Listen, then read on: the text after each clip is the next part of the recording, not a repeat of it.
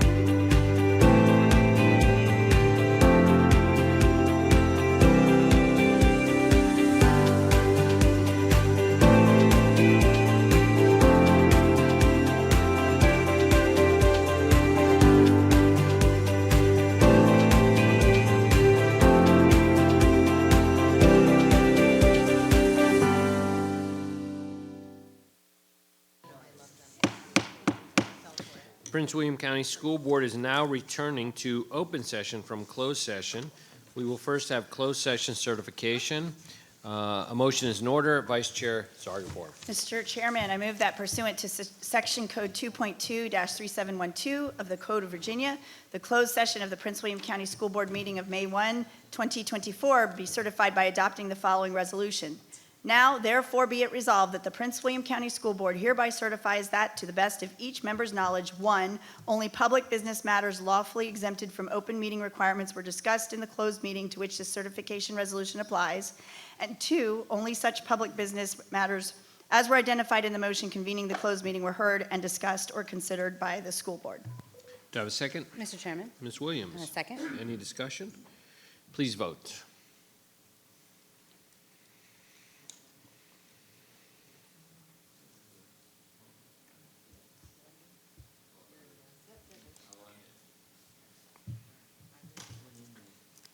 The vote is 7 yes, 1 absent. Wall, motion passed. Moving on to closed session action items. A motion is in order. Ms. Zargarpur. Mr. Chairman, I move that the Prince William County School Board approve the appointments and releases of specific employees as presented in closed session. Do I have a second? Mr. Chairman. Ms. Williams. I second. Any discussion? Please vote.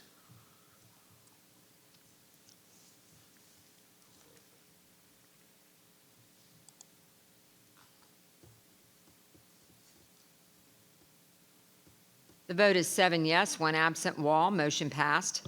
Okay, at this point, we will begin with the Pledge of Allegiance, and it will be led tonight by our student representative, Isabella Aversano. To the flag of the United States of America, and to the republic for which it stands, one nation, under God, indivisible, with liberty and justice for all.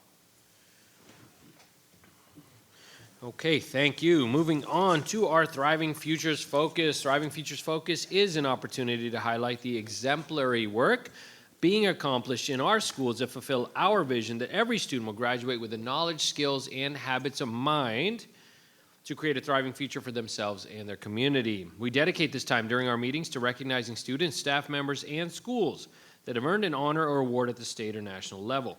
We appreciate how these honorees have positively represented Prince William County Public Schools, and the school board is proud to recognize them publicly for their accomplishments. Tonight, the school board will recognize our 2024 National Association of Home Builders Secondary Construction Management Competition's first place winners. Our team exceeded best practice standards in one or more topic areas related to school excellence for students, teachers, and staff. Vice Chair Ms. Lisa Zargapur, who also represents the Coles District, which this all happened in, will introduce our award-winning students. Thank you, Dr. Lateef. The National Association of Home Builders of the United States strives to protect the American dream of housing opportunities for all while working to achieve professional success for its members who build communities, create jobs, and strengthen our economy. The NAHB Secondary Construction Management Competition recently held at the International Builders Show, IBS, in Las Vegas, Nevada. 4 Charles J. Colgan Senior High School students, led by advisor Tim Mason, earned first place for their project submission. Their winning entry involved developing the full pricing and management schedule for a high-end custom home in an upscale community in Park City, Utah. With great honor, the Coles District would like to recognize Colgan High School students Zane Blair, Rhea Butler, Aurora Ramos, and Ethan Reyes. Let's give them a round of applause.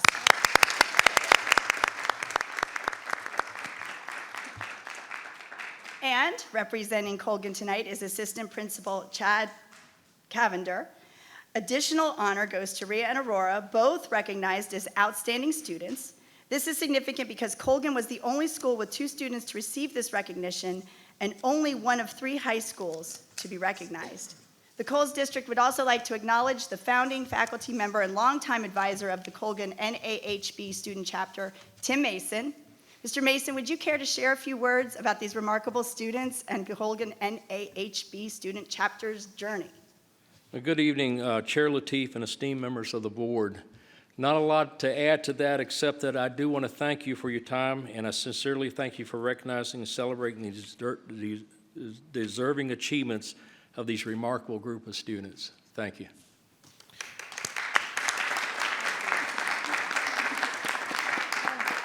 Well, Mr. Mason, that was really short for what I think you're making a habit of. I think, is this the 3rd time we've seen you or 2nd time in a row? This is the first time coming in here.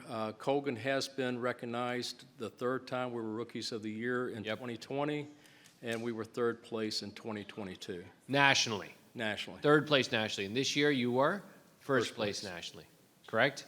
Correct. That is incredible. I mean, we can't thank you enough for your time, your commitment to this program, and I'm really thrilled and excited about it, and hope you all continue this great success. And to the students, congratulations from all of us. And before we take a few pictures, Dr. McDade. Thank you, Dr. Lateef. Congratulations to each and every one of you. And also, Mr. Mason, thank you so much for your steady hand and guidance for our students. Zane, Rhea, Aurora, Ethan, you really represent and embody the profile of a graduate. You are critical thinkers, you are resilient, you are innovators and visionaries and global collaborators. You are ready to have post-secondary success when you leave Prince William County. And we are just so proud of the work that you've done and how you have represented both Colgan and Prince William County Public Schools. Congratulations on a job well done. We are PWCS proud.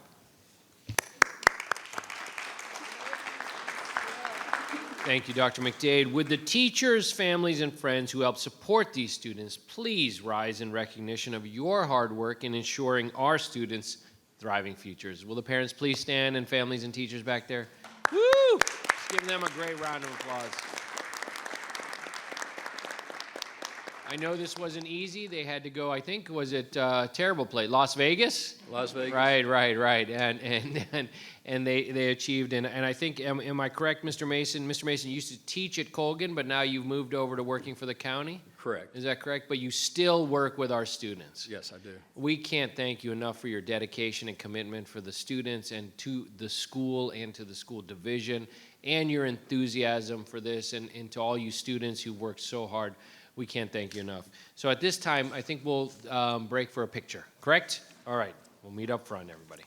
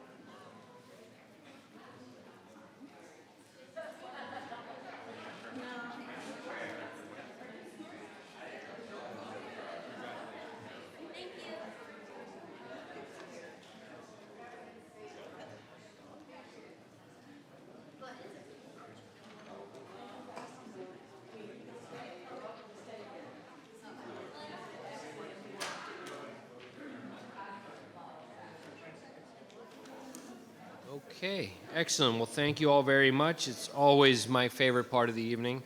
We are now moving on to the adoption of the consent agenda. At this time, Ms. Zargarpur, a motion is in order. Thank you, Mr. Chairman. I move that the Prince William County School Board approve the public meeting consent agenda as recommended. Do I have a second? Mr. Chairman? Yep. I'll Ms. second. Williams, any discussion? Okay, please vote.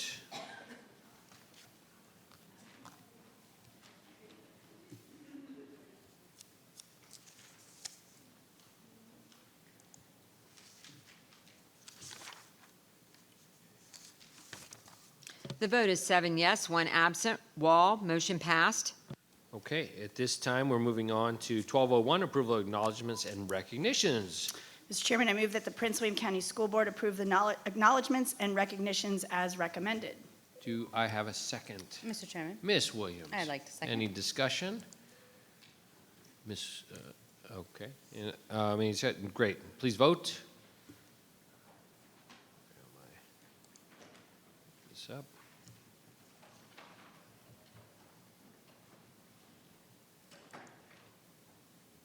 The vote is 6 yes, 1 abstain. Tredenick, 1 absent. Wall, motion passed. Moving on to citizen comment time. Those citizens who signed up in advance with the clerk may address the school board this evening when they're called to the podium. The citizen comment period for regular school board meetings is 1 hour, and citizens may speak on agenda items or other topics germane to the operations and policies of PWCS. Please use proper decorum and manners while at the podium, or you'll be asked to step aside. We ask that the audience please be respectful of each speaker and refrain from any clapping, cheering, or jeering to avoid disruption of the meeting. If you do not do so, the board will recess, and I'll ask that the room be cleared to restore public order. Tonight, we have 6 citizens signed up to speak. When I call your name, please come up to the podium and state your name and address for the record. So our first 5 speakers, just so you all know, the order is Donna, well, we'll go with 6. Donna Babcock, then Magali Hurtado, Cindy Richmond, Matthew Reed Zweig, Jennifer Donnelly, and Hugh Donnelly. Donna Babcock.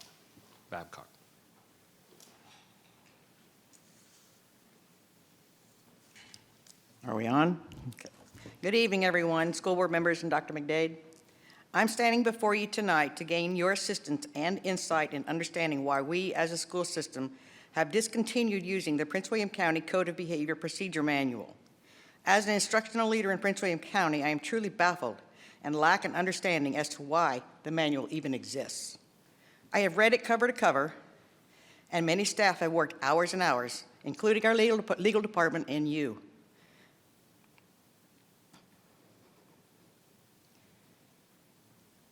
And the PWCS School Board to provide the staff and the administration a document that provides the school specific guidelines in maintaining an orderly and a safe environment for all of our learners. When inappropriate behaviors have escalated to the point that learning is impeded in the classroom or to the point that safety of our students is placed into jeopardy, interventions from the administration are a critical component within the scope of behavior management to ensure fluid learning continues and our students are safe. However, many teachers and staff throughout Prince William County are reporting that when the situation requires administration intervention with the disorderly, aggressive, and/or violent students, the PWCS Code of Behavior is basically tossed out the window. Instead of following the guidelines set forth by you, the school board, the administration in many of the buildings has made many choices to discredit and humiliate the staff who have encountered the disruptive, disorderly, and aggressive and/or violent students, rather than providing the offenders consequences for their actions and holding these offenders accountable for their actions. As per the PWCS Code of Behavior, it becomes the staff's fault that the aggressive behaviors are escalating, and therefore no consequences are deemed necessary. As students internalize that the administration does not hold the offender accountable for his or her behaviors, and that there will be no consequences for their actions, the inappropriate behaviors escalate. As teachers and staff internalize that they will be shouldered with humiliation and the discrediting because it is their fault that the students are violent and acting out, the inappropriate behaviors escalate. Classrooms become disorderly because of all parties are brazenly aware that the administration had abandoned the Prince William County Code of Behavior Procedure Manual and do not support the honest efforts of those entrusted to educate our most precious commodity, our children. Board members, this message was previously sent to each of you, including documented evidence of several of the injustices that have occurred within just my building. The descriptions are not unique to my school and are but examples of situations that are occurring throughout Prince William County. As a leader, sometimes it becomes necessary to take a stand, even if it means standing alone. It saddens me the number of arrows that keep flying towards the invisible target on my back, because as a leader, I dare to speak out and speak up about the injustices the administration has dealt the staff and students at our building due to tossing out of the PWCS Code of Behavior Procedure Manual. Thank you. Thank you. Magali Hurtado.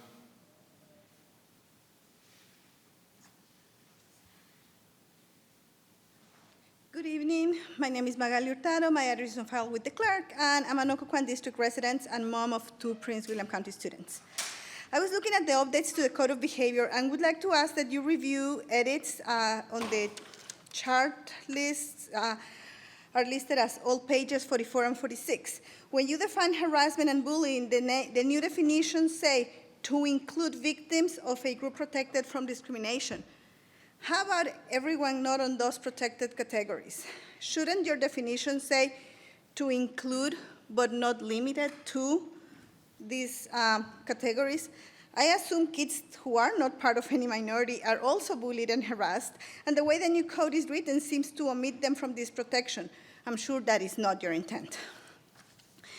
One of my kids, different topic, one of my kids is a student at the amazing Aldrich Elementary School. Full disclosure, I also work at the school, but I am here solely as a parent and based on comments that I heard from the community, in which I have been active for a long time, before I was a county employee. In conversation with another school mom, she shared a rumor that Aldrich was getting so many new preschool classes, including for 2 and 3 years olds, that several of the general education classrooms would be put on trailers. When I heard this, I asked for clarification from the school principal, and I was hoping a professional response along the lines of, that would be crazy. Instead, her professional response was, at this time, all students in general education will be in regular classrooms for the next year. Not super reassuring for the long term. Aldrich and many schools in the area went through a very intense boundary process about 6 years ago.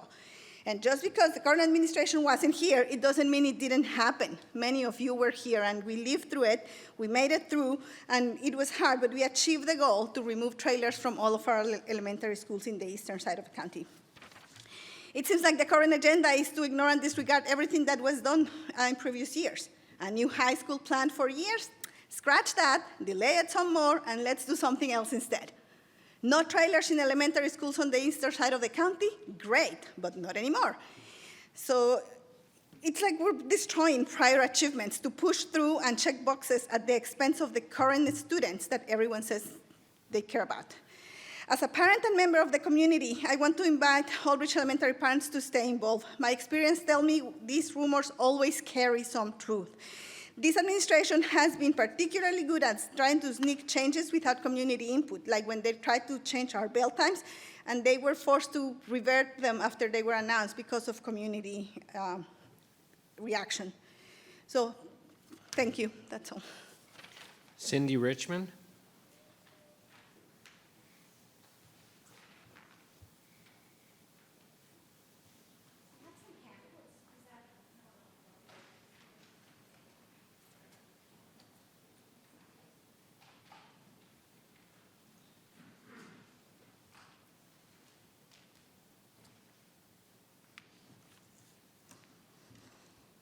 Hi, everybody. My name's Cindy Richmond. I'm here as a concerned parent. My address is on file.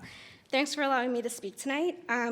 So I wanted to first start off by sharing some of the data that was provided to me in the 2023 Washington Boards of Education Guide. So the average number of students here in Prince William County per school is 948. When you compare that to other counties, the average for them is around 782. In high schools, there's 33 students per classroom teacher in Prince William County. In other counties, that average is 24. In middle schools, it's 30 in Prince William County. In other counties, it's closer to 22. Furthermore, and this is what I'm going to talk to you about in the handout here, Prince William County ranks as the second lowest in total fund expenditures per student, but surprisingly, the second highest in school board member salaries. These disparities are alarming, but they really only scratch the surface of the report that we're going to talk about. There's a lot of information in there, particularly how poorly compensated Prince William County teachers are in comparison to neighboring counties, but that discussion's for another day. Today I want to specifically focus on the information that I provided to you, and this is data that's extracted straight from the Washington, that Board of Education Guide. So what's this data telling us? When I look at this, it tells me that in Fairfax County, Montgomery County, Prince William, Loudoun, those are, counties that are bigger than us, or comparable, which is, mostly Loudoun. What that's telling me is that they are spending around $18,000 per student in their counties. For us, in Prince William County, we're spending about $15,000. So that might not be a lot, $3,000 per kid, but then when you think about that for 91,000 kids in Prince William County, that number is $273 million, all right? So then somebody made me aware that there's actually data for 2024. So I thought, oh, you know what, I bet you that disparity, maybe they're working on it, maybe it's gonna go down. Well, when I look at 2024, what it tells me is that we're only increasing funding by child by $984. And then when you look at someone like Loudoun County, which is comparable to ours, theirs is $1,200. So it might not be a lot, $200, but $200 per 93,000 students, that's over $18 million. So I'm here tonight because I just really want to understand if someone on the board has really thoroughly reviewed this report and this information and then raised awareness across the board. It's really hard for me to understand if key decision makers in the county would see this and think that it's doesn't require action.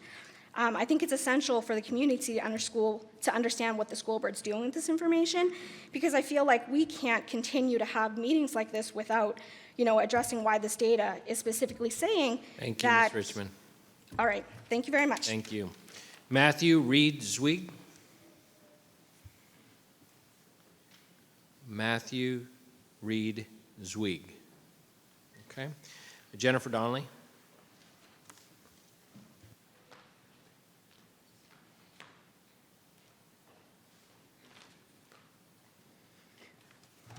Good evening. My name is Jen Donnelly, and my address is on file. I'm here to speak tonight on behalf of teachers. Teachers who are forced to work in a hostile work environment while administration sits back and allows it to happen. They are more worried about their accreditation than the safety and well-being of students and teachers. The story I'm about to tell is unfortunately not an isolated incident, nor is it just happening in one classroom or one school.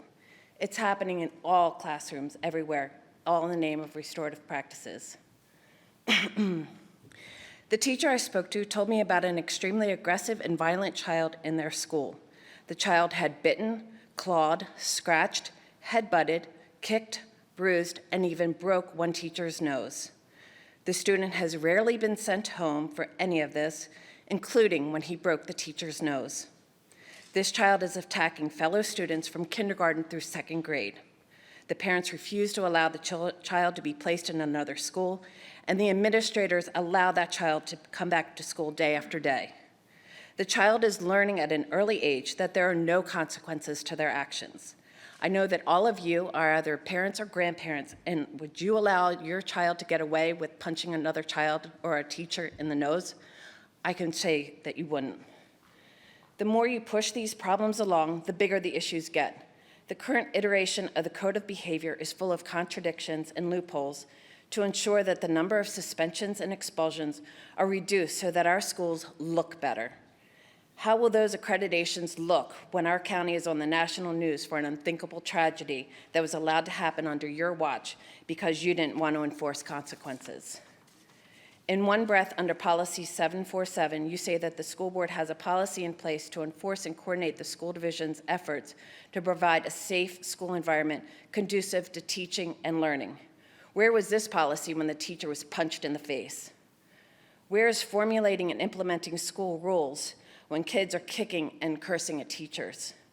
Why are you thwarting Virginia Code 22.1-279.3, where you would assist the schools in enforcing the standards of student conduct and compulsory school attendance in order to education may be conducted in an atmosphere free of disruption and threat to persons or property and supportive of individual rights? I implore you to vote no on the Code of Conduct as it is written. Thank you. Hugh Donnelly.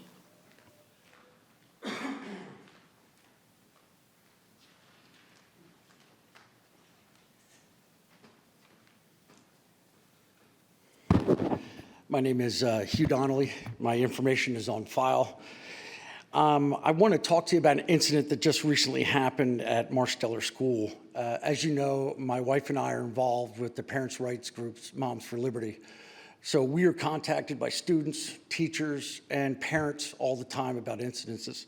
This incident happened Friday at a track practice or a track meet. The mother has wrote a letter to the principal trying to find out what happened. It was confirmed by witnesses, but in a nutshell, her student was harassed and chased around by a group of other students. When she addressed this to the principal said, well, that's not under the definitions of the Code of Conduct. So in talking to her, I went to the Code of Conduct, and it actually says group assault is at any school-related activity in the way that is strictly prohibited. A student who participates in group assault results in the distribution of school or school-related activities and subject to disciplinary action. Now, this means it's the two or more people with an intent of doing harm. So it's not even assaulting them physically. They could be assaulting them verbally. So she was denied her due process, and she came to us. for some answers, but after reviewing your code of conduct, the 49 pages of information, majority of it was based on restorative justice and DEI. But the biggest thing about restorative justice is it's a practice of an emerging social science. So this is not even proven yet. It's emerging that we're following. And if anybody watches the news today, it's not working in society either. But yet we're forcing it through the school system, trying to work things out with students when they do harm to other students and teachers. You guys are the professionals. You guys are the educated leaders in this country. If you see something that isn't working, you should be trying to rectify it. And in my opinion, as a taxpayer, you're spending a lot of money into programs that are not working. Restorative justice does not work for the teachers, as Dr. Babcock mentions today, as my wife mentioned, other teachers have said this, and this is one school that my son goes to in our area, which is Patriot High School, feeds into. Picture the whole county, and we know this is not working, and we need you guys to fix it. You're getting paid, and we want you to do your jobs. Thank you. That concludes citizen comment time. We're moving on to 1401. A motion is in order. Ms. Zargarpur. Thank you, Mr. Chairman. I move that the Prince William County School Board approve the development impact statement for the Bradley South rezoning. Have a second? Mr. Chairman? Ms. Williams. A second. Any discussion? I mean, that's what you asked for. Yes. Mr. Chairman, could you? Ms. Tredenick can, what? I was just going to say, could maybe you provide a little, do you want to say why we're doing it this way? Or? Well, so I'll open it up for discussion. So, Ms. Tredenick? Okay. I'm sorry, I didn't realize we were voting on these each one by one. I thought they would be in a group. My apologies. That's how they're posted in the agenda. Okay, my one by one. apologies. Didn't realize that. So, these impact statements can't come before the board.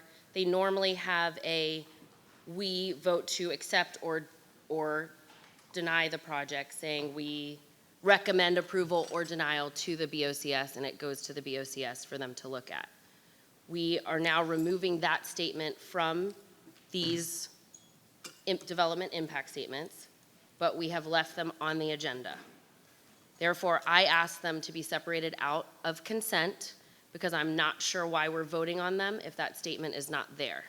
So I'm just letting the public know because it looks very similar to what we had before.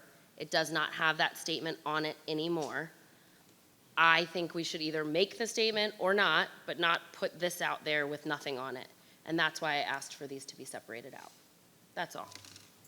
Just to clarify, development impact statements are done by the school division in response to a request from the Planning Commission regarding any projects being recommended for zoning changes or development or new homes. We don't send these to the BOCS, we send them to the Planning Commission. So that's number one, clarification. Number two, historically, this board has made these impact statements primarily over the last few years as we're required to make an impact statement, but when we had a lot of development, there came a time when there was, the Planning Commission asked the board to consider also weighing in with an opinion on whether or not they support or oppose a impact statement. And so it became tradition of the board, and the public is used to seeing us vote on all the impact statements, and typically the board has historically opposed any project that increased capacity in the school division, which means we've kind of opposed almost every project.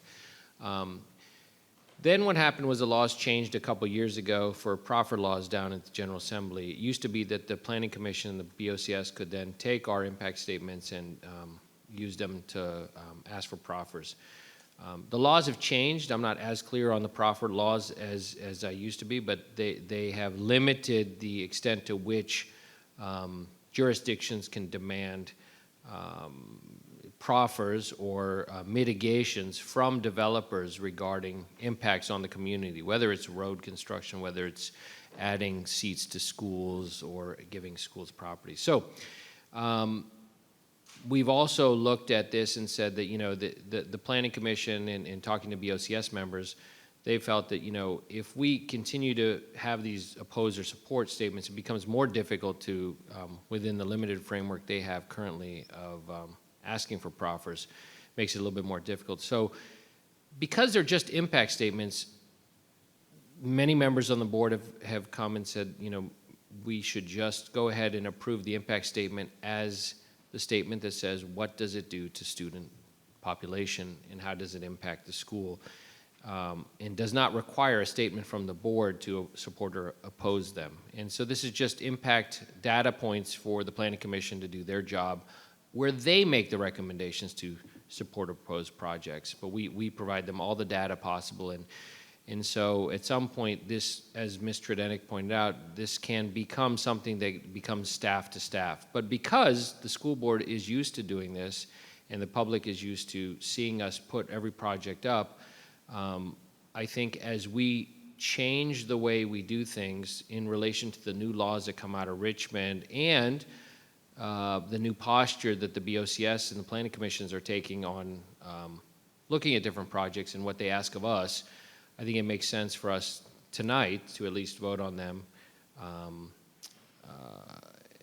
as the statement is written. And so moving further, I'll take opinion from board members, and I know there were a number of board members who didn't want us to just take them off because they felt like it was appropriate to be transparent on the fact that we are weighing in on each of these projects. So I think we'll move forward with a system over the next few weeks and few months on how best to do this. We'll be voting. So tonight, all you're doing is voting on the impact statement as it's written, which the impact statement takes no opinion one way or the other. It just states exactly what is going on. In our regulations, it doesn't require us to make an opinion on them. And so that's why we're doing this. We're making some changes, but at this point, we're putting it up in the name of transparency for the public to take a look at. And then moving forward, we'll have a different approach as we figure out what's best with the Planning Commission and the school staff on how to move forward on these things. Ms. Williams. Thank you, Mr. Chairman. So we were asked several boards ago to make that designation when the school divisions were no longer specifically asked, are able to ask for proffers, because at one point, school divisions themselves were legally allowed to do that. So when the law changed, the BOCS asked us to then weigh in.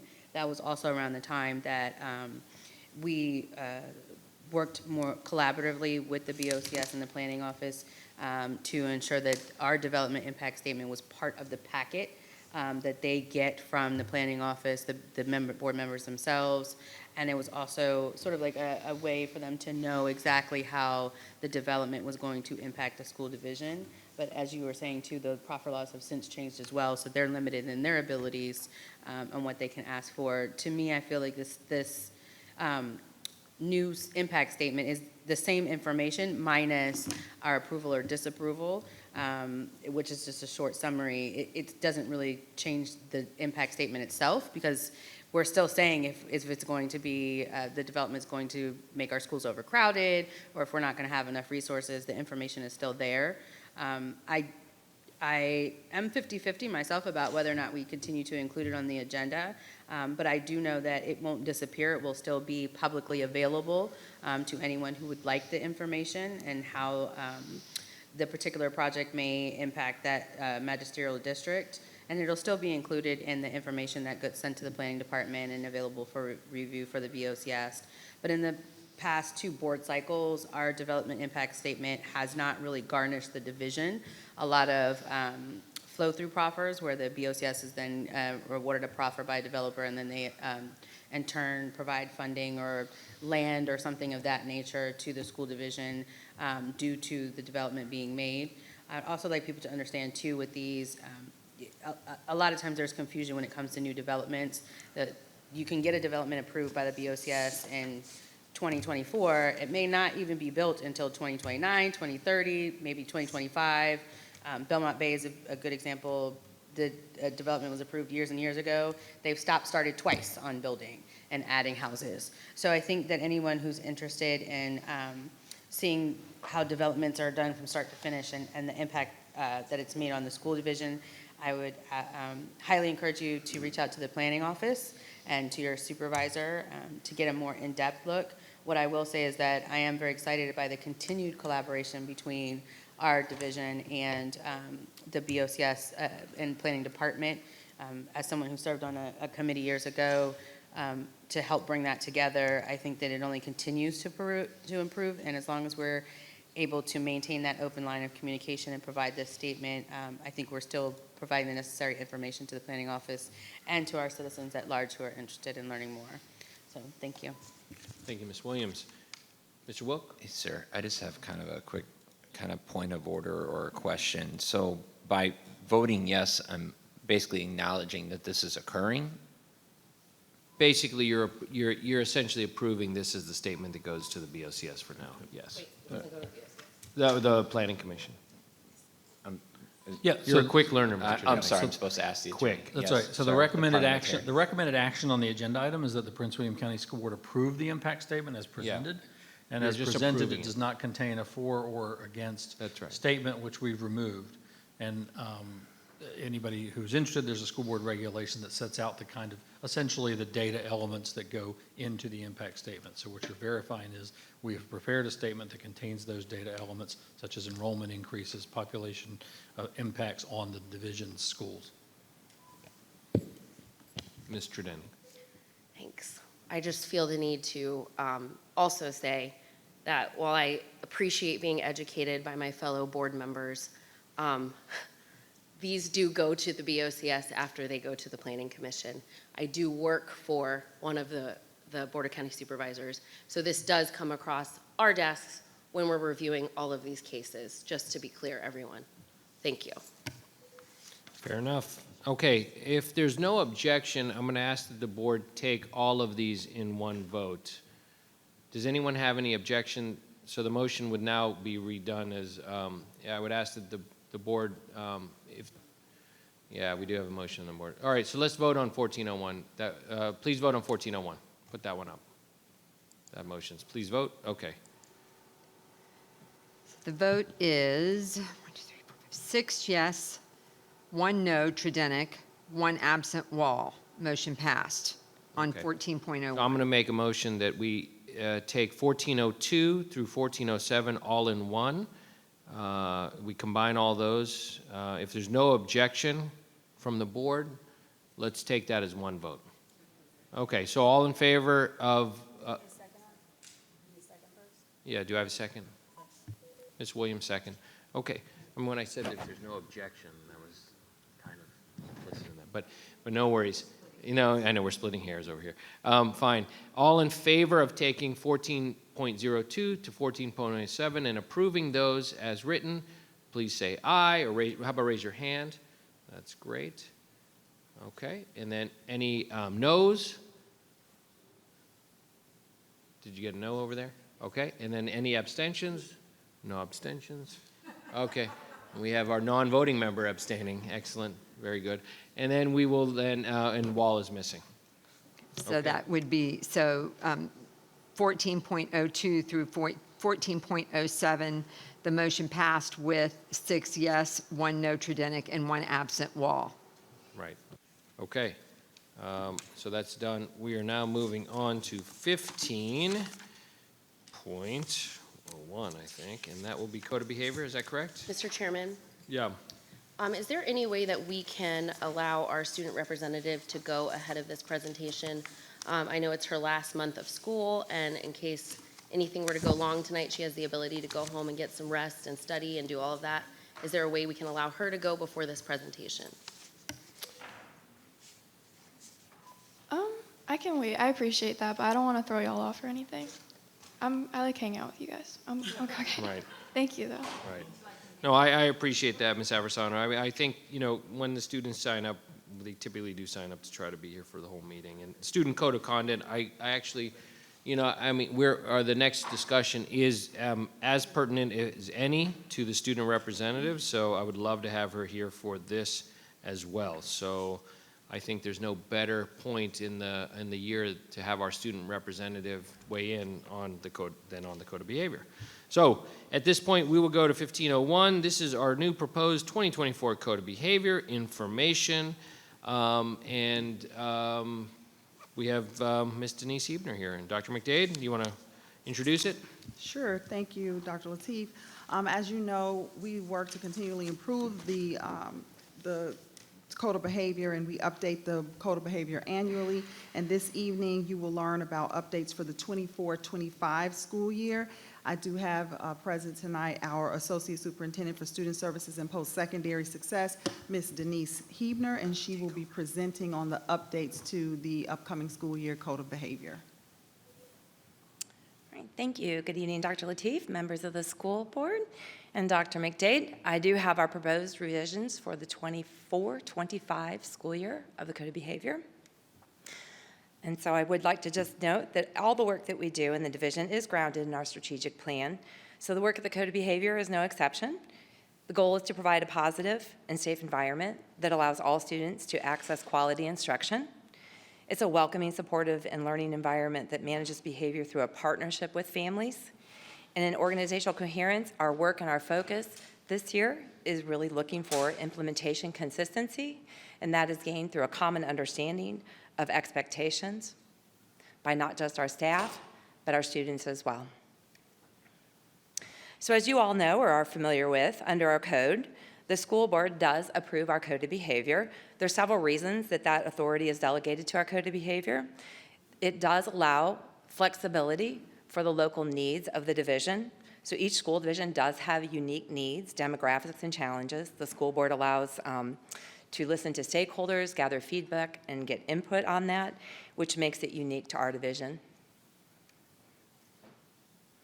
So the purpose of the code of behavior, as you will hear me say every year, it directly impacts our students' well-being and academic success. Its primary goal is to create a safe and focused learning environment. The code of behavior, in addition, also outlines expectations for students, but also contains students' rights. Clear expectations set by the code continue to contribute to student achievement. The goal is uniformity and consistency. And by approving the standard of the code of behavior, it will be a set of rules that our staff and students are able to live by. We recognize that this is an area of work for us, the consistency of the implementation of code of behavior. But again, I'd like to say it's grounded in the work of the document itself and then the focus on the implementation. So we do seek stakeholder feedback. We have received feedback from our school board members. In addition, we do listen to all stakeholder feedback. And so one of the feedbacks that we have received from multiple people is that the chart of responding to student behavior can be confusing because it does contain a wide variety of responses. We always consider several factors when we're looking at responses to discipline situations: the age, the ability, the development of the student involved. Progressive discipline, is this a first-time behavior? Is this a repeat behavior, second time? Discipline is very difficult to be a one-size-fits-all or an if-then statement. So we do allow enough flexibility for implementation of the code of behavior. One such example that has been brought to my attention, for example, is the use of a racial slur. And someone had brought up a point, why is that a lower level? Why is that allowable to be a level 1? And so the example that I'll use with that is that it is never acceptable. When a slur is used between friends in a friendly manner, we like to establish the environment that is never acceptable and respond to that with a lower level consequence, as opposed when it is used as a hate statement, which would generate a higher level consequence. It's very complex. A lot of investigation and thought needs to take place, and we need to individualize that response to the situation on a case-by-case basis. We've also understood that there's a lack of consistency. We hear you. I'm excited to talk later about how we are currently addressing that lack of consistency or the concerns with a pilot and other work being done by our level associates on implementation in our schools. We know that this is an area that we need to do better, and that is our goal. We also have understood that there is a desire for clear guidelines and responses for the misuse of cell phones and electronic devices. and that improvement on the administrative responses of behaviors that are related to discrimination and harassment is needed. So we have several subcommittees, as you can see, listed on the slide. Dress code, we've received feedback. Implementation, again, inconsistency. Our subcommittee also received feedback about should children be allowed to wear hats. This was not a change that was made in the Code of Behavior, so there are no changes in our dress and grooming at this time, but I wanted to just note that that was something our committee took under consideration based on feedback from student voice as well as the adults. We also took a look at our equity and worked to include some enhanced language that also gives clear outlining on responses and also reporting of behaviors that are related to maybe potential discrimination or harassment. In our definitions, we took a look at not only our language of harassment, but bullying, based on a recommendation that is coming from the Virginia Assembly. I'll discuss that in a little bit. We also took a look at the cell phones. We clarified the definition. We removed cell phone from being embedded in electronic devices. It is now a standalone area and more clearly defines what the responses to that should be. As always, we always take a look at our regulations. We have a great team, support from our legal team. Deputy Carol Marchant from our legal team is help. Our J.D. Anderson, our hearing officer, are here tonight. They are our legal eagles who take a look at our regulations and help us update and change accordingly. So the summary of the stakeholder feedback is something I have already talked about in general, but just again, I'm going the wrong direction. There we go. So our areas of focus, based on the feedback that we have received, are edits for organization and readability. We received feedback that sometimes as a parent, it is hard to find the information that you need, and it was redundant, so we've taken out for readability some of the redundancy and streamlined that. Also, we're taking into consideration what that looks like online for parents. We'll have the implementation of a new user platform that will be a little bit more user-friendly. It is the same platform that you've had an opportunity to review during the course catalog presentation. So we're very optimistic that that will help parents get the information that they need when they do have questions about the implementation of the Code of Behavior or responses for their child or appeals. So additionally, the chart of responses, we had some changes where we took out the tiered. We found that to be confusing. We've left in the options or the recommendations for leveled responses. One thing I'd like to point out is the Code of Behavior is a forward-facing document that is really for the public so that they can understand what the rules and regulations are and the expectations are. We also have additional supporting documentation for our administrators on the implementation, and that is where we really feel like the organization of the implementation will be enhanced as we adjust that administrative guide. So the enhanced information that I referenced earlier, we have included more information about response for harassment or behaviors, those especially related to Title VI and bullying. We also have put in more additional information about prevention and proactive supports for student behavior. The best scenario would be not have behavior to respond to. Prevention is the key to success, a focused learning environment, and that comes with our Tier 1 instruction and our preventive responses. Say, again, the definitions we've talked about already, and any updates that would be required by our General Assembly. So one such update that is under consideration by our General Assembly is the definition of bullying. You'll see in blue on the slide the recommended addition. This currently has been proposed to be amended by our governor. It is sitting, those amended changes were denied by the House and the Senate. It is sitting waiting for signature by the governor. That is due by May 17th. And so the blue language that you see, if it is signed on by the governor, will be embedded into our definition. So that is a definition that has been approved by the Virginia Assembly. We have incorporated that into our current Code of Behavior for awareness and discussion consideration. So I think that's notable that the inclusion of the basis of actual perceived membership of a victim in a group that's protected from discrimination pursuant to the Virginia Human Rights Act, and those particular categories are race, color, religion, national origin, sex, pregnancy, childbirth, or related medical conditions, age, marital status, sexual orientation, gender identity, disability, or military status. Additionally, we have heard the feedback, bullying is a concern, and in response, we wanted to highlight some of the recommendations from VDOE that will be a focus of implementation for us during this year and the coming year. So first of all, having clear behavioral expectations is a must. Students need to be aware and understand what the expectations are. We need to reinforce positive behavior in the hopes of preventing that behavior. but also we need students to feel safer in the classroom and know appropriate responses. That does not mean that we would not respond to situations. Again, when bullying behaviors occur, we will respond with sanctions as appropriate, but we also have to positively praise those desired behaviors that we want to see. It's important that you establish policies for reporting incidents of bullying. I'll be talking a little bit more about a reporting in the next few slides. And importantly, adopting a multi-tiered system of support. This falls under Dr. Ashley Ryer, Associate Superintendent of Special Education, who is here with us this evening, as well as Dr. Barker, who is our Director of Tiered Interventions and Supports. And so that is recognition that the Virginia Tiered Systems of Supports provides a framework that allows us to focus on prevention and interventions across all levels. A universal prevention program is key. Activities that support students while also implementing interventions, but does not replace sanctions. Prevention is not a replacement for consequences. So speaking around the reporting, one of the things that we will be implementing for the 24-25 school year is an online bullying reporting form.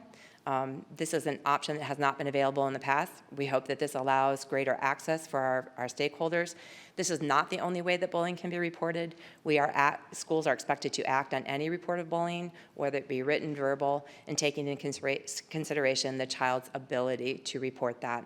Additionally, we're enhancing our resources so that students can find resources and parents can find resources. We're working with our communications department to increase our communication to our stakeholders to not just identify bullying behaviors by other students, but helping parents recognize are there behaviors in your own child that might lead to a bullying situation. So again, mentioning our focus on prevention and supports. Restorative practices can complement each other in a positive climate and culture in schools. I do want to make a clarification. Restorative justice is not something that is being implemented in our school division. Restorative justice is something different. Restorative practices are behaviors and strategies where we help children understand their behavior and engage in appropriate social behavior. The implementation of restorative practices in PBS does not replace consequences. It is in alignment with the Code of Behavior and the model policy, which is given to us by the Virginia Department of Education. School staff can leverage restorative practices and positive behavior interventions to create a comprehensive approach to behavior management that emphasizes prevention, early intervention, positive relationships, and restoration of harm. But again, I do want to be clear, restorative practices do not replace consequences when appropriate. Restorative practices are really based on success skills for students that promote good citizenship. It helps us with raising self-awareness. And again, these teaching behaviors would be encouraging students to engage in self-reflection, so understanding their emotional responses and how they can control them. So that feeds into the self-management piece. So self-management is really effectively managing emotions or responses to situations. It's really having social awareness, making sure that the relationship skills are there for students. We can teach that through modeling that in classroom lessons. And it also helps effective and good decision-making. So again, teaching the behavior by discussing ethical dilemmas, critical thinking opportunities, and really responsible decision-making. All of these in combination with prevention are a key to success. When discipline behaviors or behaviors that require discipline occur, there are responses. It is not a replacement for consequences. It's two very separate things. Prevention, after the situation, if there is a sanction, then repairing and recognizing and learning from the behavior. I did mention that we are really focusing and working hard on our implementation of the Code of Behavior. At the start of this year, during the summer of 2023, all school leaders participated in a training on how to respond to and investigate complaints of bullying, as well as the implementation of the Code of Behavior as part of our legal hot topics. At the start of the 23-24 school year, principals from all levels and central office staff formed a discipline work group, and this was with the purpose of fostering consistency and equity around discipline referrals and the equity around those sanctions that are delivered and how we document behaviors across all levels and appropriate interventions, preventions, and supports. So this is an area of focus for all of our level associates, taking a look at, is the Code of Behavior being implemented with consistency? This is a work in progress for us. We are aware of this and we are owning this, and this is where we are dedicated and focused during the coming year, in addition to the work that we've already achieved this year. Additionally, in October, we had a training. We just the work of a larger project that will be happening, but addressing discrimination and harassment. So recognition of behaviors that are unacceptable based on race, stereotyping, hate speech, racial slurs, insults, racial bullying, really talking about the legal standard for what is Title VI, understanding how to report and investigate, talking about coding and how to address these behaviors, and really understanding, again, the classroom supports and interventions related to the behavior and supports for victims. The discipline work group that has been formed is working on a phased approach. It's a 3-phased approach. The first phase is really identification of professional development that is in need and working on the consistency of the documentation. That is in progress now. I'll show you a little bit later the specific modules that we will be working on.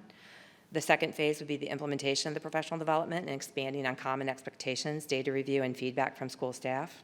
And phase 3 is once we reach that level of consistent implementation, really focusing on the why and the trauma-informed pieces that go along with responding to discipline infractions, and really looking at proactive use of different management systems and interventions. So in addition to the professional development that I'm going to be talking about, we're going to talk about continuing code of behavior as part of our legal hot topics. There are many aspects of our code of behavior that are legal in nature, and so we appreciate the support of our legal team that will be helping with that. We will have on-demand Canvas courses for our school leaders. We will be engaging in training for restorative practices for administrators and teachers, monthly presentations at special education update meetings so that we're ensuring that our students with disabilities and the discipline processes and procedures are on track. And we will have on-site workshops for school teams by our team in student management and alternative programs. Here you can see a list of the really differentiated professional development that will be offered with the goal of making sure that all of our administrators are on track. We have modules for new administrators, those for our security specialists who engage in the discipline process as far as investigation, and a refresher for all administrators. Our next steps would be to move this code of behavior to the platform that is the online platform, really looking at revision enhancement of our administrative guide, which I spoke to, which is really how we train and expect our administrators to implement the code of behavior. And this is with the goal of supporting consistent implementation. We're expanding our professional development offerings for teams. We're holding feedback sessions with administrators and stakeholders, and we're increasing those opportunities for stakeholders to provide feedback. Our monthly subcommittee meetings will take place on a regular basis for the division revision team, so we will immediately, upon the approval and publication of this year's code of behavior, start our feedback cycle, developing different data points that we can monitor and track for revision for the next school year. And we hope to enhance our communications and resources available to all stakeholders. So I thank you for your time this evening. Thank you, Ms. Huebner. At this time, we'll open it up for questions that the board or comments that the board might have, keeping in mind that this is our first kind of read of this, and we typically get feedback from the public, feedback from the board, feedback from school staff to make any revisions or updates or edits prior to this coming to the board for a formal vote. Thank you, Dr. McDade, for reminding us about that. Mr. Wilk. Okay. Thank you first, Ms. Huebner, for doing this and giving us a presentation today. You know, you've been very instrumental in this, and you were at the vanguard of the COVID pandemic when this first started, so we thank you for that. I have not forgotten that, so thank you. And my thoughts are not particularly criticism of you or any specific department, but of the system in some sense itself, and putting things in the context that this is not, our division is not isolated when it comes to these increased behaviors and what we're seeing now across the country. I do believe, though, that we could leverage and be at the forefront of change by enhancing this document. And in the past, last year, or any other year, last year or any other year, because these are just the meetings that I just love in May for the Code of Behavior. I think looking at what I'm going to talk about more in the theme of, I was more vague in my criticism. It was broad. It was more of a theme. This year, I've tried to be more circumspect about it. when the tiered implementation model came out last year, and we broke down specifically what escalated to what level, what came to another level, and for once, I flipped. I was more auspicious about what the future was going to hold in this division, and I actually voted for the code of behavior. Unfortunately, what I have seen unravel in the course of this past year is the complete opposite of what I thought would occur.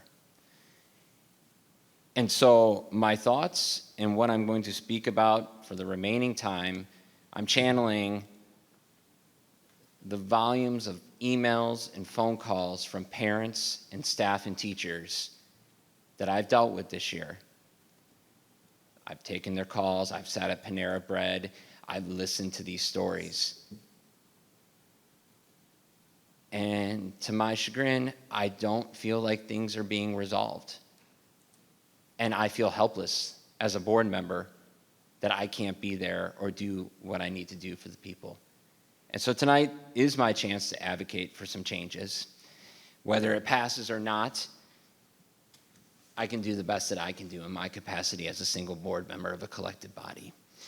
So going through some specific things that I know there's other members, but I'll try to be more succinct about this. I reference when I went through and literally went through the whole document, I reference page numbers and things, and some of this, you know, I can send you after this. When we start talking about the code of behavior and the implementation of it, as you've touched on today, that there will be more oversight, there will be more collaboration, analyzing data. But because this is a parent document and it's the public-facing document, first of all, I think I would like some type of inclusion of a statement to some extent that the superintendent and the school system and a team or some regard will regularly and routinely review these bullying cases at the individual school level. The goal to aim at the effectiveness of the disciplinary actions to ensure consistency, behavioral consequences across schools. Now, I know we already do this, but I think I would like it in writing to further assure the families that this is a process, an ongoing process, a living document that we are managing this. And I think it's another step further to supplanting site-based management with more consistency and oversight from a county level, and I think that would go a long way. And again, these are just, I'm not giving you questions unless you want to jump in, but. Well, I would just like to make a comment on that. I 100% believe that the ability to monitor at the division level will be available with the reporting form that we're implementing. That is one of the goals and the reasons that we are doing so. It will allow us to see all the way from top down to the school level more consistently when there are bullying situations that need to be monitored. So I hear you, and we definitely will take that under consideration. One additional thing, Mr. Wook, is that we did, as you know, we have our internal auditor doing an enterprise risk management for the school system, and you know, he requests different topics to be able to audit, and discipline, school discipline is one of those topics to do exactly what you're describing, auditing the level of consistency or norm practices and implementation. And even if, you know, because the audit office is small, even if we have to outsource that, that is the goal to do in the upcoming school year. So we'll be having a full audit of discipline practices. Thank you. Thank you. Next area of concern, I think teachers who are not here tonight, Dr. Babcock and others have firmly illustrated a concern of ambiguity between what goes from a level 1 to a level 2 consequence. Using classroom disruption as just one example,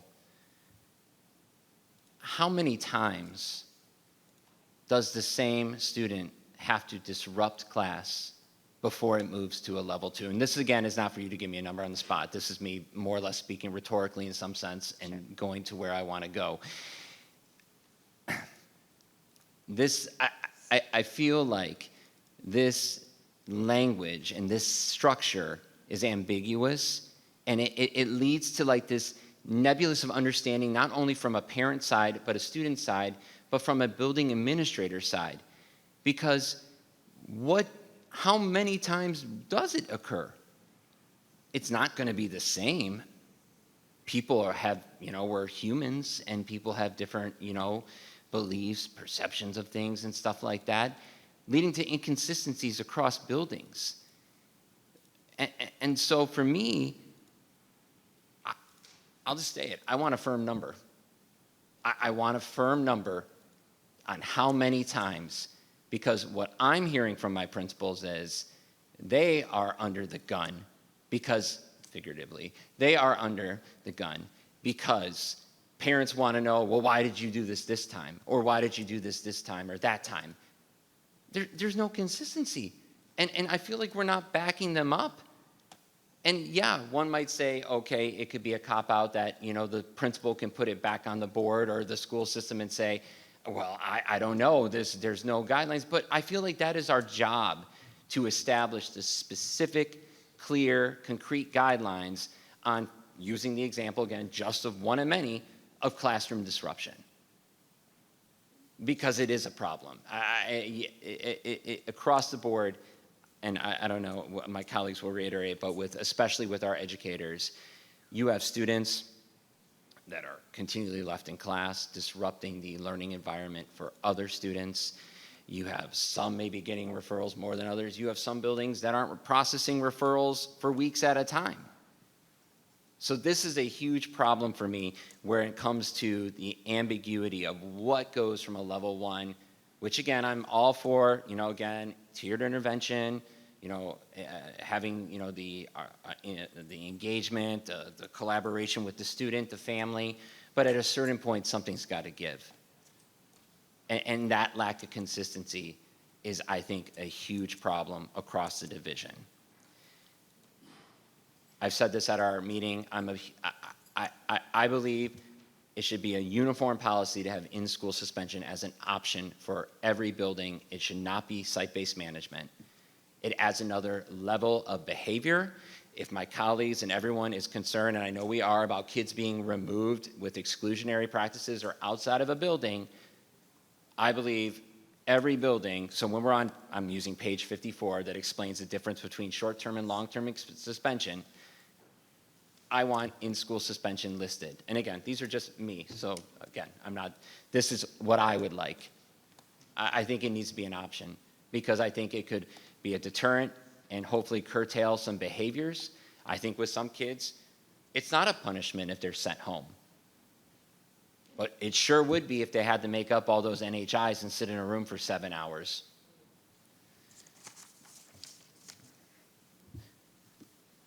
Threats. I brought this up too at a previous time.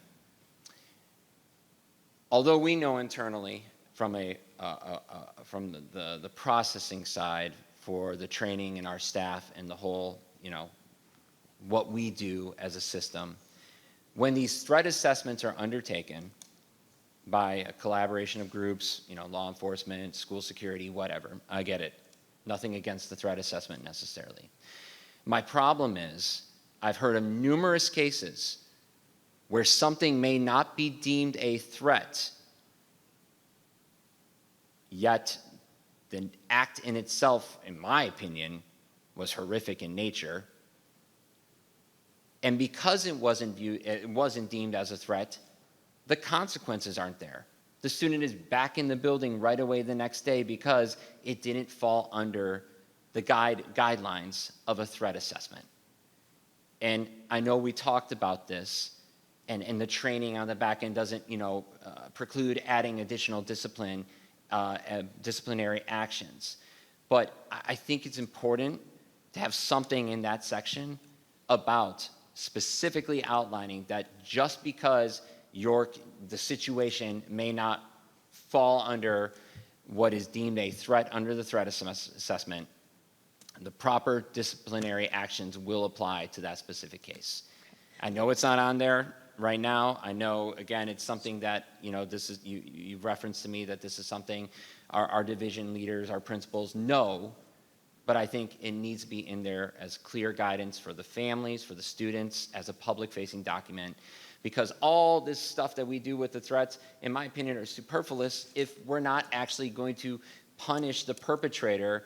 And again, I can give tons of anecdotal examples of what I've seen and heard this year, but that's not going to really help right now. I think we get to, my point is, again, what I said is a threat assessment necessarily should not dictate the discipline every time. So I appreciate you highlighting that, Mr. Wilk, because it is two separate processes. Our threat assessment focuses on assessment of risk. It is exclusive or independent of a sanction for an inappropriate or a violation of the code of behavior. So I appreciate you allowing me to have the opportunity, and I hear your feedback on how that could be enhanced in our document. Thank you. Two more things, and then I won't do a round two, don't worry. Okay. Thank you. Next thing, you touched on it earlier, and I think it was me, maybe not, maybe others too, about the racial slurs. Yes.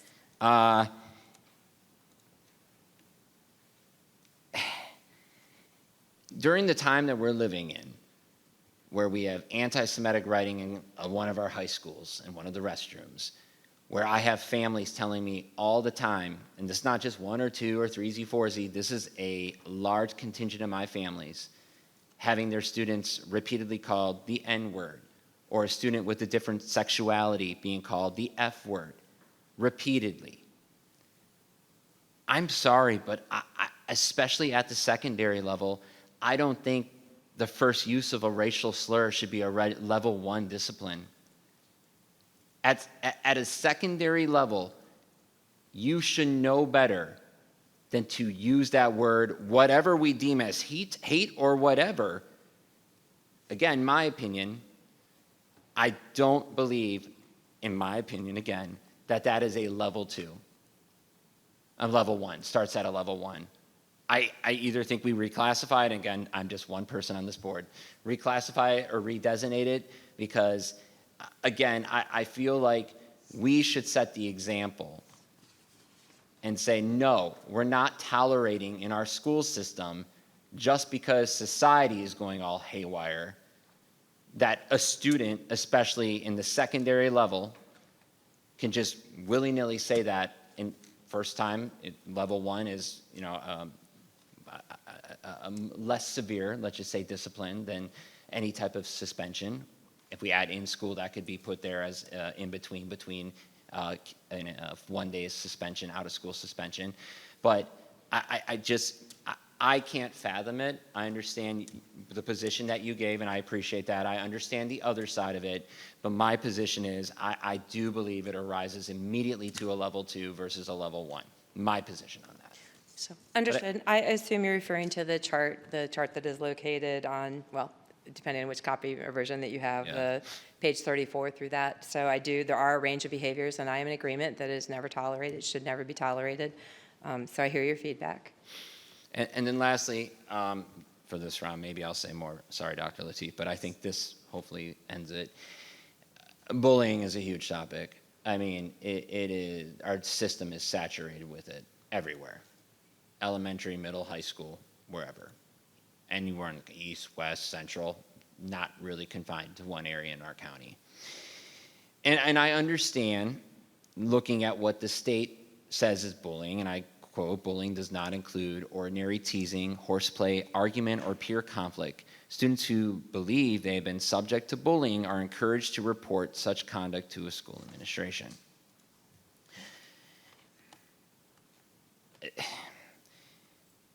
I'm stuck on what is deemed ordinary versus what is deemed repeated. And how many times is repeated? How many times does a little kid have to be called, I'm not going to say the expletive, but the word, before it's not horseplay or an ordinary act?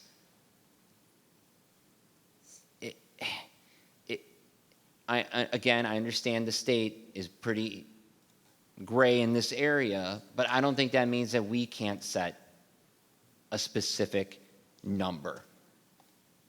I just don't, because I think this can persist because of this guidance of ordinary versus repeated.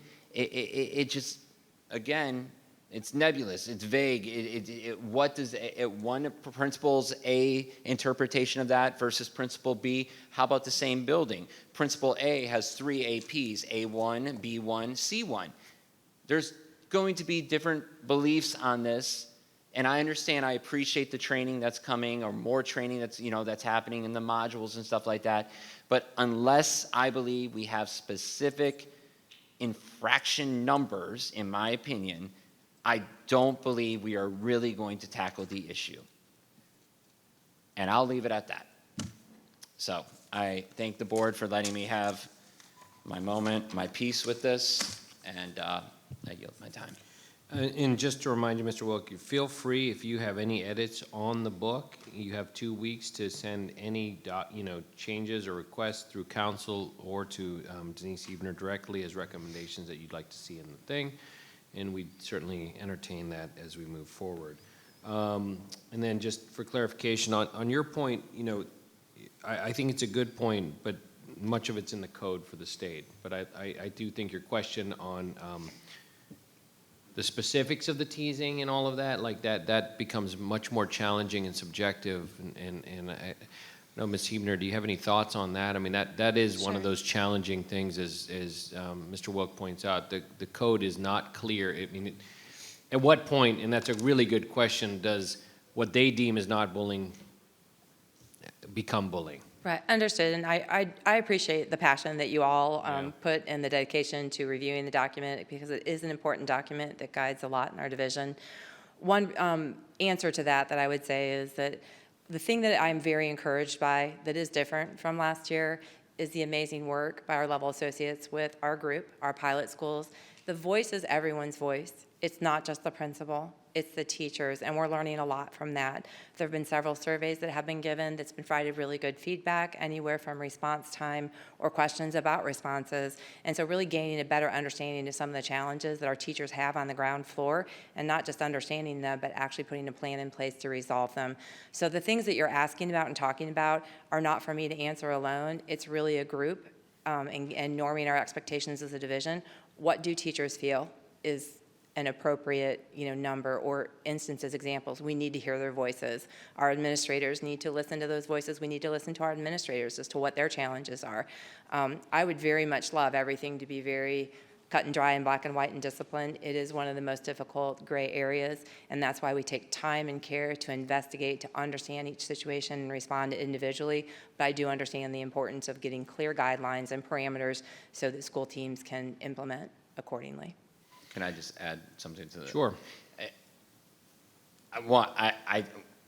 To your point, with the state thing, I don't know if our Attorney General would sue us if we said 3 times does not count as, I mean, and he probably would. No, I don't know about that. He might want it to be 2 times. No, true. I hear you. I taught over 10 years ago in the classrooms in Prince William County, and I know this was a different administration back then, but the same things persist today. I had a student that was continually disruptive. I don't know how many referrals he received from me. I did try to build a relationship with him, I did. I even tried bribing him with candy on days he was good.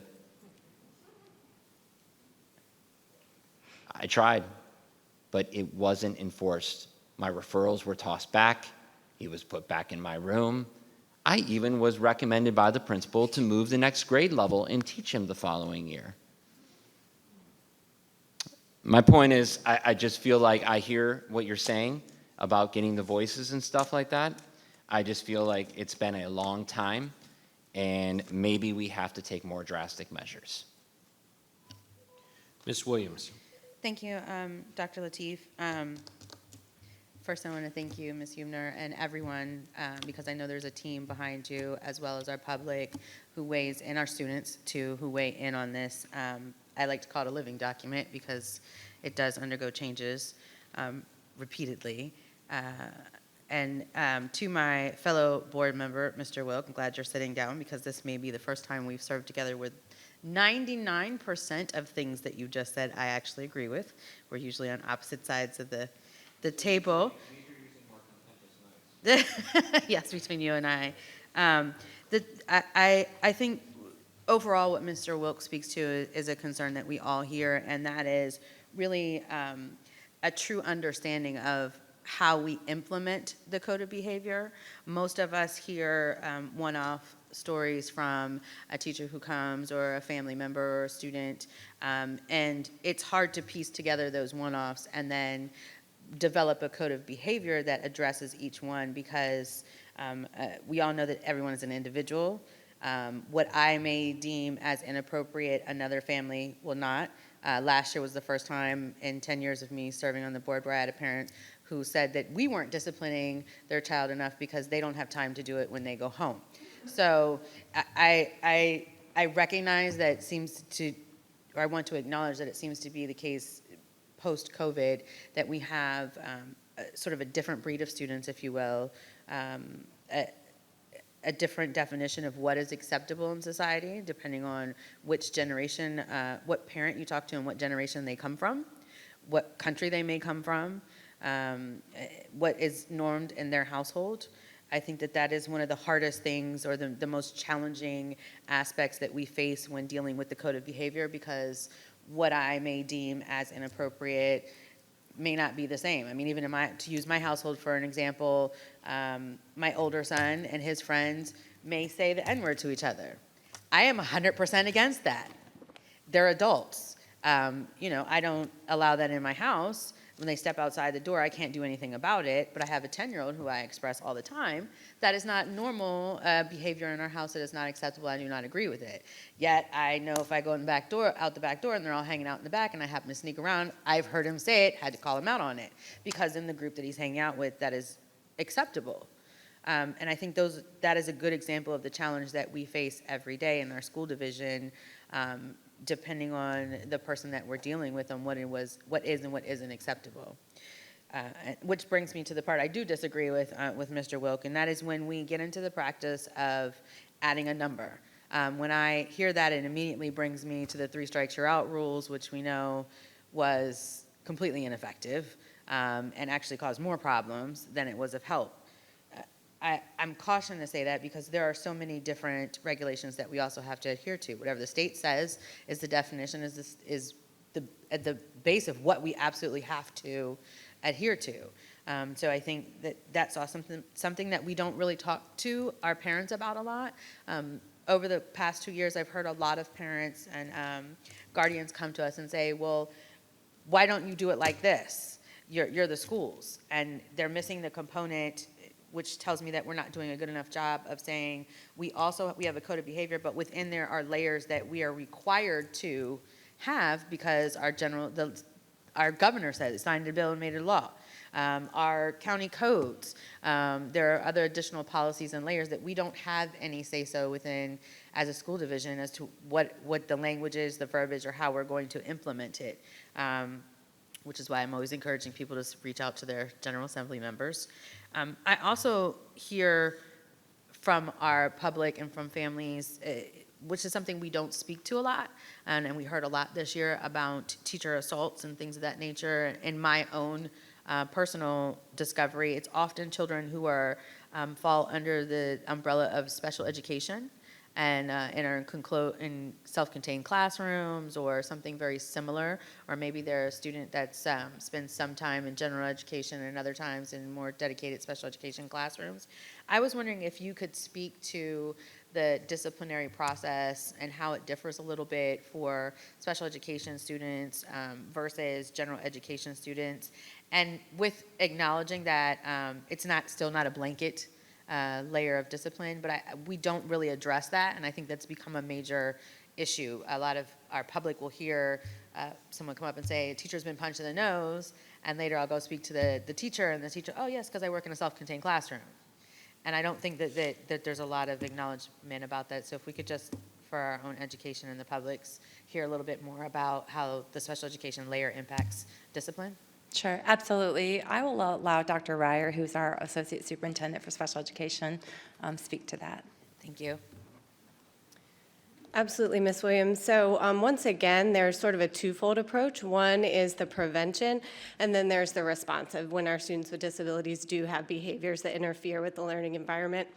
From a prevention point of view, this is where we're really looking for the students' programming, their IEP, the way that their special education teacher is working with them around behaviors.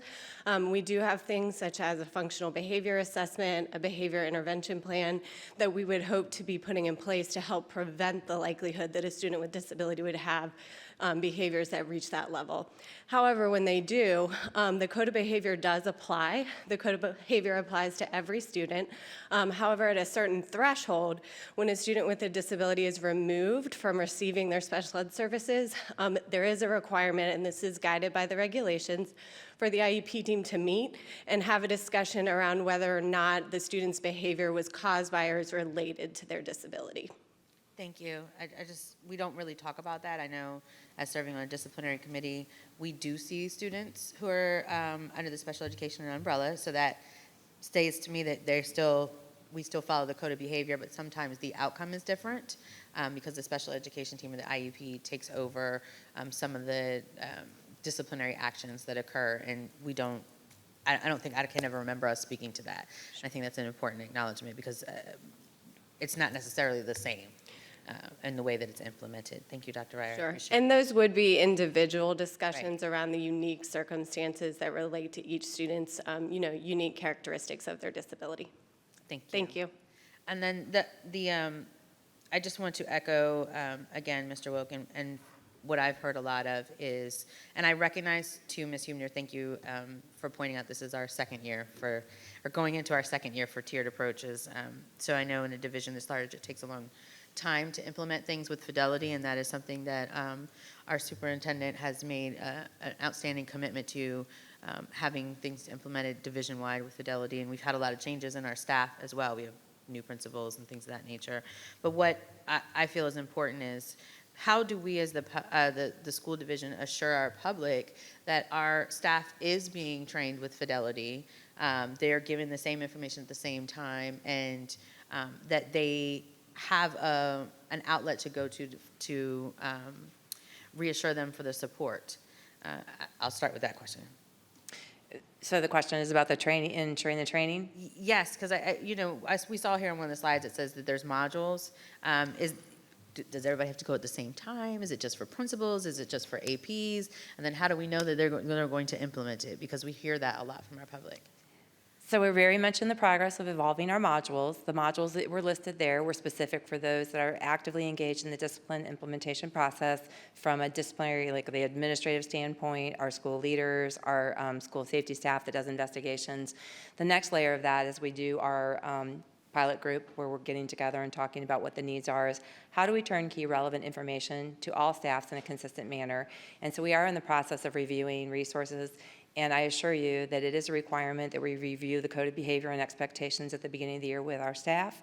And the goal of that will also be discussing implementation with consistency and understanding of effective strategies, not just to respond, but for support and rectifying those situations in the classroom. So preventative, reparative, moving forward. So you have the promise that it is a requirement for us to review the code of behavior so all staff is trained, but we are currently in the process of developing those modules. It will not be something that's in addition to the currently developed professional development plan. Staff members will know ahead of time what they are required to do. This will be delivered at the school level through their school teams. Thank you. And then following along with that, what could we do as a division one of the things that I say a lot is the code of behavior comes at the beginning of the year. Anyone who is a student, you go into the very interesting portal to online register. I'm going to leave it at that, to re-register your student or enrollment for the year, or if you're a new family. Mm-hmm. But it's sort of a check the box, right? It's almost like you're scrolling through a warranty. This has always been a problem of mine for years, even though I love the new version of the code of behavior. It's a one and done situation. So could we as a division incorporate something like this into maybe like our Title I, or push that information out throughout the year, have like a mid-year review, because it almost doesn't get looked at again until your student gets in some sort of situation, and then you have to go through and find it, and then you think, I think a lot of people feel like the code of behavior is written as law, and it's not the same. We're not in a court of law, and there's flexibility for a reason. But I feel like it's only reviewed once a year, and that also causes problems. I'll take that one, Denise. I think, one, ultimately, we have to be responsible on the school division side for implementation across the board and norm practices across all schools. We don't really have a mechanism for ensuring that, parents are reading it or signing off on it. Certainly, we can ask for a signature to say that they reviewed it. But regardless of that, we got to implement the code of behavior. Right. So I think we can certainly add to our family engagement series where we do the trainings and information just to inform parents, or even have, a webinar where parents can get information a couple times a year. But regardless of that, we've just got to do a good job of making sure that we're fully implementing our code of behavior. I do think that there is opportunity, and I know that Denise, along with our level associates, are working really hard for the upcoming year to improve the training that we offer. I think that we, and I know that we will be doing more reviews of and case studies of like how certain schools are handling the exact same behaviors to determine whether or not what the differences are and why, so that we can address those. So there are things that we're putting in place to bolster our current practices around implementation of the code of behavior, but ultimately, certainly we want our parents to read it, we want our parents to be fully versed on it, but whether they do or they don't, we are responsible for enforcing the code of behavior. And I do believe that we can do more to provide information, and that could come through our family engagement series. But I think from listening to this discussion and from what we've already discussed internally and some things that we're already trying to put in place, we do recognize that there are differences in the way that sometimes the same infraction may be implemented from school to school, and we have been trying to determine why that is. And some of it could be training, some of it can be changes in staff, et cetera. And so those are the things that we're working through now. But I hear everyone on the board as well as from the public, and I certainly agree too, that across this school system, we do want families to, at minimum, expect that there's going to be consistency and norm practices in the way that we implement and enforce the code of behavior. So certainly we're taking all of this feedback and making adjustments as we can, and we will certainly implement a few more opportunities to engage parents around the code of behavior. But I just want to make it clear that there's not a whole lot we can do in terms of what the parents decide to do in reviewing the code of behavior. We have to be responsible for what we do on our implementation end. Thank you. I appreciate that. And the last thing is that if we didn't do that, at the very least, maybe having some webinars on what bullying is and what harassment is, because those are the two words that I hear often, just even in casual conversation, and everyone seems to have a very different definition of what that means in addition to what the state says. And I know that language is complex. And so I think it's worth at least having that information accessible to families and parents, not just in the code of behavior, but maybe throughout the year, or even signs in a building, right?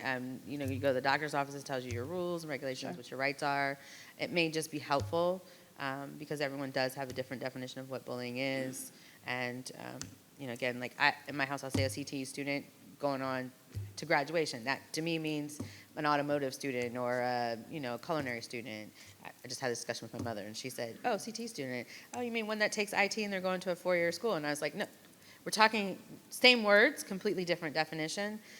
Especially with all the changes that are made at the state level, I think it's really important. And of course, generationally wise, my version of bullying is much different than my mother's, much different than my children's, which is still different than the state. So I think that will also help provide some fidelity and understanding for our parents, especially when a student comes home and says, "I was bullied today."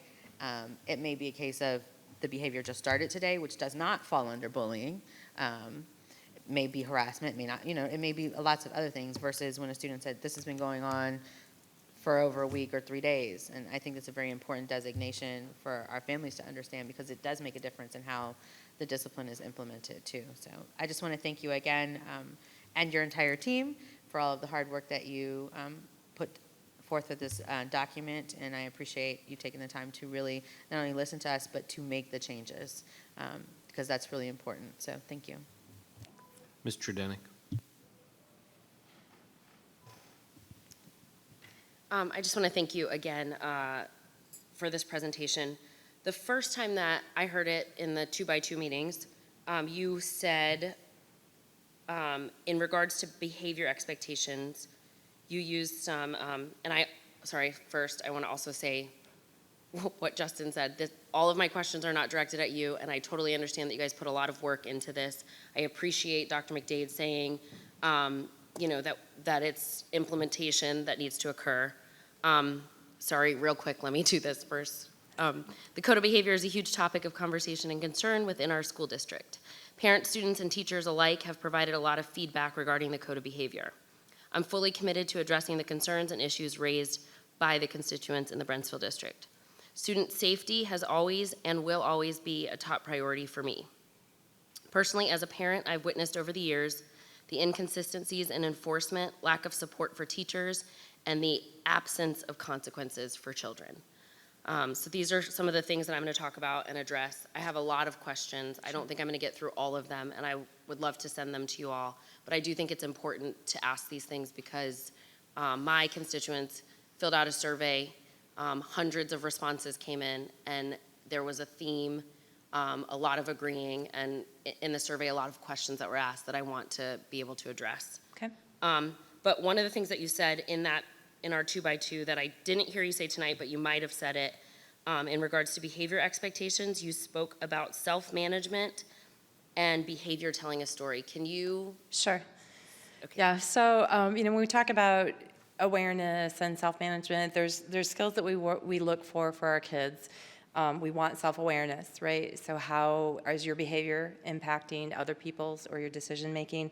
So there's the self-awareness, self-management, social awareness, relationship skills, and decision-making, which are really the tenets of what we talk about when we're talking about prevention or really understanding what we reference like restorative practices.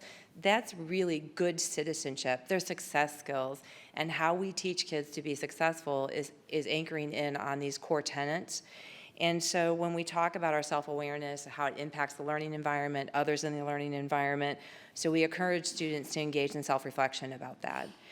Really talking about the social awareness, the impact that you have on others in your classroom, negative impact on learning. So we really want to help kids manage those behaviors. So it's a combination of all of the things that you've talked about, because when there is a behavior, I think every teacher, every administrator, we want all children to do well. I think most kids come to school wanting to do well as well, but there's certain things that happen and there's an underlying cause.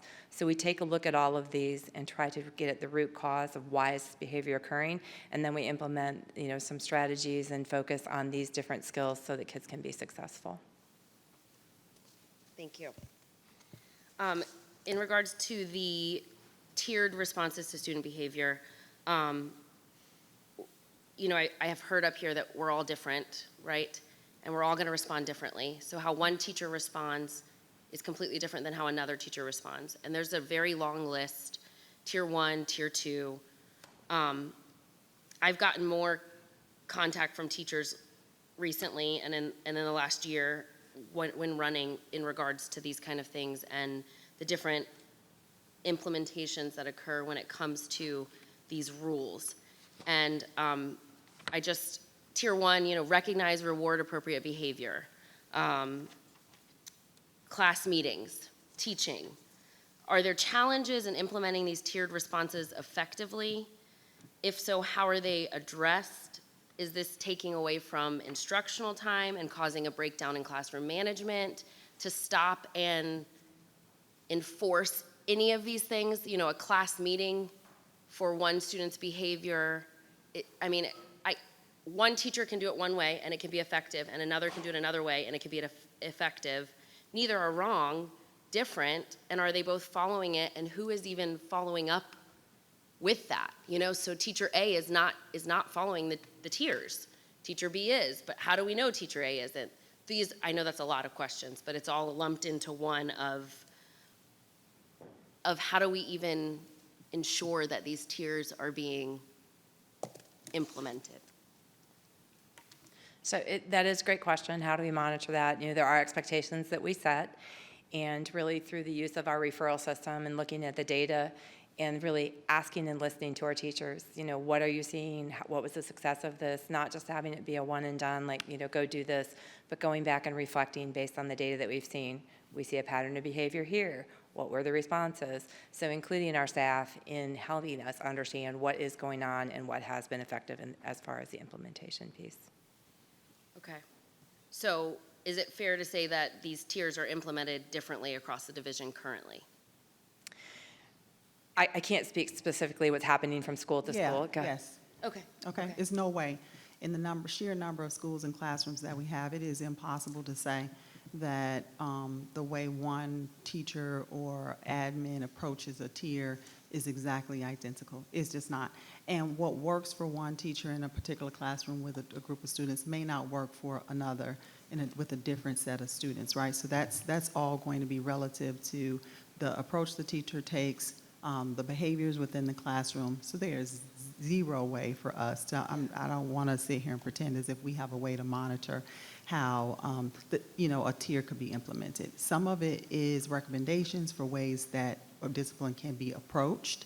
And then others are hard and fast, this is what should happen if this incident occurs. Yeah, and I think the resounding feedback that I'm getting too is, that makes it hard when you have different kids at different levels, Sure. at different schools, or a child in one classroom that does the same behavior as another child, and they're both treated differently and responded to differently. It makes it confusing for the parent, for the student, for the teacher. So just pointing that out. I'm not saying that there's anything that can actually be done other than making it more strict, like Mr. Wilk was talking about. I also had the same question. How many infractions are considered repeated behavior? Who gets to decide how many infractions it takes to escalate actions? Who makes that final decision? Because when a teacher says, this child has done this one too many times in my classroom, I'm handing them over to administration. The administrator then places the child back in the classroom. Then what do they scream, uncle? Like, who do they get to help them at this point when the child has made these multiple infractions? Then I'm just trying to figure out, what is the next step in that? That would be a decision, that happens at the school level, because that's who's with the teacher, with the students every single day, the discipline team at that local school. If the recommendation is to consider more defined recommendations or requirements on, how many times a repeat offender or a student with a repeat discipline in the same particular code then should be disciplined in a certain way. If that is the recommendation, then we take that under advisement, bring it back to the working group to determine, a recommended number. Even with that, it still is a recommended number, but it does give guidance to schools as to when it's time to say, okay, we've done everything that we can when it comes to this particular situation or incident with a student. So that's what I'm hearing as feedback to come back and determine revisions to the actual plan. And that's what I'm taking, a lot of these comments to be, because there is no way that we can, in good conscience, accurately address what individual situations happen at every different school across 100 schools. It's not possible for us to do that. We would just be making stuff up at that point. So I'm just being honest.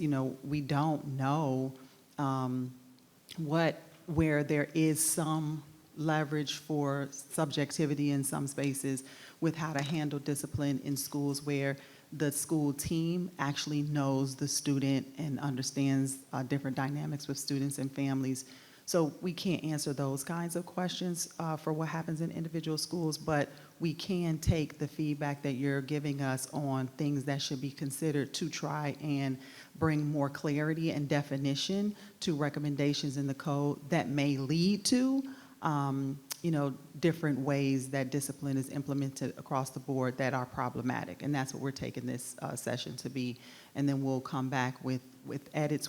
When Ms. Hebner talked about going back and getting feedback when Mr. Wilk was speaking, she was really referring to the fact that tonight we couldn't say, oh, we can do 3, or we want to engage the actual discipline working group that helped give input towards this document and respect that process, and then have them weigh in on, okay, well, what would it be if we gave a recommendation for what schools should consider when you have repeat incidents. And so that's what I believe Ms. Hebner was referring to at that moment. So everything that you're saying, we're taking copious notes to then go back and look at ways that we can improve the language, but do so in collaboration with the committee that's comprised of teachers and parents and administrators, so that it's not 1 or 2 people in a room just making the decision for the whole system. I appreciate that. In regards to the pages, I did go through and look page by page to take notes. I will send these to you too, so that Okay. if we miss something, it's, I understand that this is a lot. This is again in regards to implementation and enforcement, which I understand is different, but the wording in here, I think, is where I struggle a bit to say, okay, if we change this a bit, and I don't have a suggestion for you how to do that in a better manner, I'm just pointing out that these things are a little bit confusing, like page 19, prohibited items of clothing. Who deems bare skin as distracting? Like whose measure of what is bare is distracting? Page 20, who decides if it could cause a disruption? Does each school get to choose? Yes, the answer is yes, each school gets to choose. So that's just a point, pointing out that. In regards to profanity, Mr. Wilk, I echo your sentiments when you're speaking about profanity and rules. Our code of behavior, page 22, says shall be subject to OSS. Is this required? Profanity, threats, verbal abuse towards teachers, and this is that line, shall be subject to OSS. Shall be is not, that doesn't mean that it's an immediate action when they threaten, use profanity. Again, what one person deems as profanity and another doesn't. But good golly, our poor teachers. Because, if a student said a certain word to me that I think is profanity, that I can't use up here, that deems to me inappropriate, and then they're sent, to the office and sent back. Those are the kind of things that I think make it difficult. But page 25 also says no student shall use. What is the consequence? There's nothing listed there. The example that you used earlier about if they say they're friends and they're saying those words to each other, but Ms. Hebner, if I say that you're my friend and then I call you that name and that day you're not feeling it, and so you report me and then I get in trouble, but wait, we were friends, but then also these are children at the same time, and another child hears another child say that word. Well, he said that word, how come I can't say that word? A racial slur is always wrong, no matter who says it. And I think that when we blur those lines in that gray area, it opens doors for people to say and do whatever they want. And then if someone's offended, or if there's feelings, then we do something, but it's not the fact that it's just wrong that we can go off of. Because it should be, that it's just wrong to say that to someone. And it's a learned behavior too. Like if people are, again, saying it, kids are gonna think, okay, well, I can do that too. And in your home and in a school is completely different. When we give our babies to you all during the day, we expect that the environment that they're gonna be in is safe and respected. And when that's thrown around all the time, it's difficult as parents. So I definitely agree with Mr. Wilk in regards to that. And again, Ms. Hebner, I'm not asking you to do anything as far as that goes.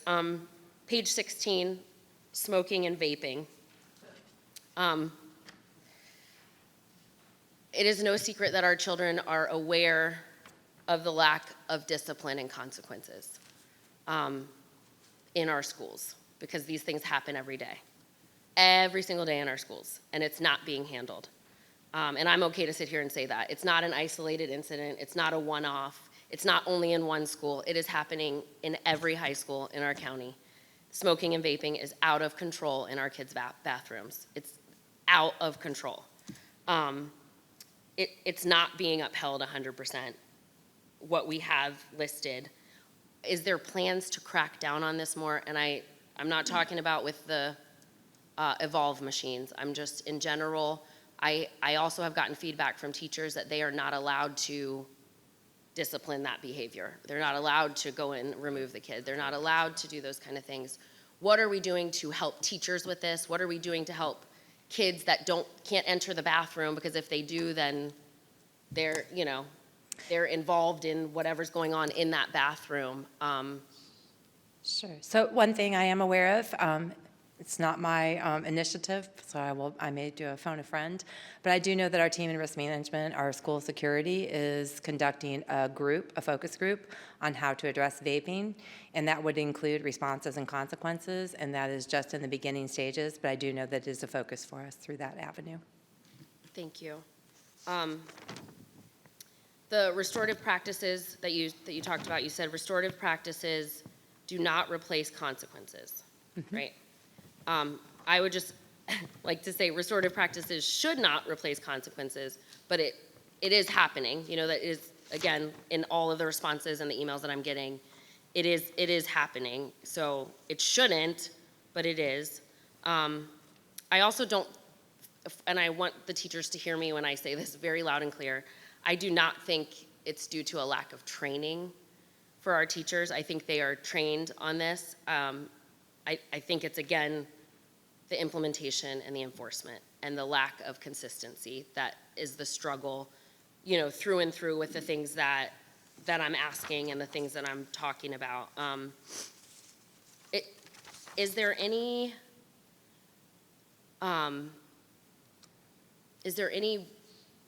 risk to our teachers when not enforcing discipline in a certain way? Like, are we covering them in some way? I'm sorry, I had it written down better than that, but to protect our teachers when they don't follow the tiers, is there flexibility in that? I'm sorry, I'm not sure. I know, I need to ask it more specifically. I will move on, and then if we have time to come back, I will come back and ask that more specifically. Thank you. I'll do Mr. Jesse, and then Isabella, if you want to weigh in at any point, let us know. Mr. Jesse. The biggest problem we have is that we're working with people. We get rid of the people, we'll get rid of the problems. It is, and I say that in all sincerity, the trouble we have, what, 20, 30,000 staff, teachers. The people interpret and have different levels of tolerance. I can be talking to somebody and they say that you're yelling at me, and I look at them like, what are you talking about? But to them, I'm yelling at them. So they go to the next classroom, and the person has a very soft tone and easygoing, and they get better. But that's the interpretation. My understanding, the most read and bought book in the world is the Bible. And the interpretation of what the Bible says is so different among so many people. We have all these different religions, all these different things, because people interpret things differently. And we're trying to get a policy and a program to have organizational coherence across the board. It's a long process. I used to work for a company, and what I always say to the people is that what you do at home and what you look at home is your business. But when you come to this office and when you come to the schools, you have to go by our rules. And if you don't go by our rules, that's the problem. But the problem is for these kids is their parents have different rules, different standards, and then they come in and they think that, you know, I can do this because my parents said that. That's the problem that we have to work with. So we have to have these rules. We have to have the thing. But when we try to get so specific, it's almost impossible. As far as the race stuff, you know, I had a foster parent one time. He used to go around saying the N-word all the time. It was driving everybody crazy. But the problem is that, like others said, if somebody next door or, you know, in the same room hears it, they think it's appropriate. And then when they get to school, you know, it's, again, I think our problem is that we have to keep working. We have to keep trying to make sure that we come up with these rules and so forth and stuff. The one thing I'm concerned about when I hear stuff from parents and stuff is that they're saying that, well, the administration at the school, I talked to them and I didn't hear, they didn't do anything about it. My concern is then who investigates and who deals with that principles and so forth. The impression I get is that we are investigating ourselves. And if a principal or somebody is accused of not enforcing the regulation, we can't just go and say, did you do this? And it needs to be looked at by somebody else. Special education is a problem when, you know, the kids are prone to violence anyway. So the problem I think we have in all of this, how long does it take you to come to a conclusion or investigation? If a kid does something on Monday that we think should be suspended, but the principal doesn't suspend it until they look into it on Tuesday and Wednesday, the kid is there for 2 or 3 days, and this is what is irritating to people. It takes so long to investigate it. And there is no good solution, in my opinion, but we have to keep working for perfection. We'll never get there, but we can get better, and I think this is what that you guys are trying to do, and I applaud you for doing it, and it's just a lot. The biggest thing, again, I go back to leadership. Different leaders in different schools have different tolerance rates and so forth, and we got to work on the consistency. And like Dr. McDade just said, you got 100 schools, you got 100 different interpretations, you got 100 different things. I feel on Monday I might accept something, on Tuesday I might not, just because I feel different. So I applaud you, and I think we're doing the best, but I do think that Justin and the other folks come up with some idea or some suggestions, but we're not going to solve this problem overnight. Thank you.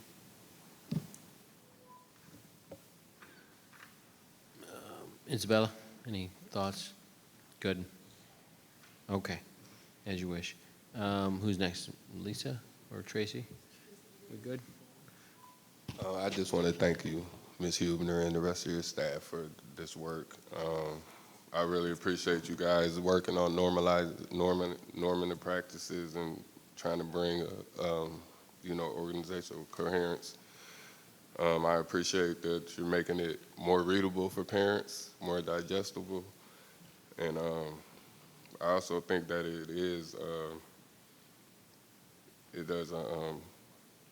creates a. I believe that this code of behavior is going to create, and it's helping to create a safe, focused learning environment, and it eventually will bring uniformity and consistency. So I just want to thank you for that. Thank you. Ms. Argo. Thank you for your presentation. I'll keep this quick. One thing that Mr. Wilk brought up about in-school suspension, my question And my question is there, because this sounds like a staffing issue, right? We used to have space and staffing. We used to have in-school suspension as a regular part of, I remember middle and high school. And our children are a little bit different now. Sometimes they do need a place to take a break. A suspension could also be sort of like get you out of an environment to reset sort of idea as well. So what would we need to consider to be able to implement in-school suspensions or a place for people to take a break? I know some schools have it, but to say we have to put this in the code of behavior then to me sounds like we also have to have space and staffing. So or is that just I'll put that out there and we'll get back? I don't know. I don't know the number of schools that actually are currently utilizing in-school suspension, but I do believe that more than even space is staffing. So if we make that a requirement of some sort, then we would have to make sure that there is adequate staffing for that. But I don't know that, I don't know, and certainly I can't speak for Mr. Wilk. I think it's about what recommendations and options are available and making sure schools understand that they can execute that if they are able to. And that's the clarification. I think that it could be easily made in the code, just making sure that schools understand the full menu of options that they have, that they can execute, so that no one feels like that's off the table or they cannot implement it. But yes, making it some form of mandatory implementation of in-school, then we would have to make sure that schools are staffed to be able to cover that. Thank you. Yeah, and then, I said this last year, I believe student behavior is really, it's an adult issue. It's parents, it's families, it's the teachers. And I do this job every day, right? I see all kinds of interesting things. I've had to shut down classrooms before. I've had kids who have had things going on. I know how hard it is to classroom management is a practice. It is not the same thing with every group. You have things that you might have to change a little bit. So I recognize those things can be very challenging. One thing that has come up here a lot tonight is the MTSS. And if you Google MTSS, you'll see a lot of things out there that talk about this pyramid. And maybe a visual would be an easy way to sort of, it's not a rule, it's just a visual to show you that the base of it is where 80% of our kids are supposed to be, right? These are the universal things that we do to catch all our kids. I see a glare over there, or look, yeah. I was just turning around because we do have Dr. Barker here, who is our director. Yeah, that's your thing, right? Would you like to speak at all? But I think the visual is really cool because you can talk about it instructionally and behaviorally. And if you don't have behavior set, it's hard to get the learning done, right? So we have to have that. And then where I work, we talk about rights and responsibilities, and I remind my kids, you have a right to learn. You have a right to come here and have an excellent education, and I need to deliver that to you. But we all have a responsibility to be part of a classroom that has the right atmosphere for it. So do you want to speak to a little of that MTSS stuff? Yeah, I'd love to have Dr. Barker speak to that but just go briefly. For it. And as far as the document is concerned, I'm hopeful with the new platform that we will be able to embed images in this. Unfortunately, it's difficult because of accessibility, but I would love for Dr. Barker to just speak. Yes, please. Good evening. So I do have the pleasure of leading a group of MTSS coaches. So we do have 23 MTSS coaches they support all 100 schools. This is the first year that we have been able to stand up that coaching model to ensure consistent implementation of tiered interventions and supports. I also have the pleasure of leading a group of 13 behavior specialists. So on the behavior side, we also have the opportunity to implement preventative measures as well as responsive measures in order to support students that may exhibit some challenging behaviors. And I do want to add, we are looking into securing additional resources to have in-house, behavioral therapists that are available to support schools, which would be kind of like a push and support that's community-driven. So I had an opportunity to meet with a particular partner in the community that is offering services free of charge to the school system. So we are researching that to see if it's feasible to support schools where we may have individual students that need more extensive support or intervention even beyond what you've heard here tonight. Ms. Tredenick? Okay, sorry. I found my questions. First one, Dr. McDade, you touched on this a little bit, but how does the district involve parents and the community in discussions and decisions related to the code of behavior? So I know we have do you want to describe the working group part first? Sure. We have subcommittees that has representatives from our schools, and what we ask is those subcommittee members go back and work with their individual stakeholders. That is done in a variety of ways. We also engage stakeholders through a link that's distributed to give electronic feedback. I will say we didn't have a great response on that, so we are looking at moving forward, how can we do that differently? But we rely on our school-based teams and that electronic link to go ahead and provide information and feedback. Okay, thank you. So this is what I was kind of asking before, and you might not have an answer, or it still might not make sense, but what measures are in place to mitigate risks associated with site-based management and ensure that teachers and principals are supported in making these decisions? Making the decisions around sanctions?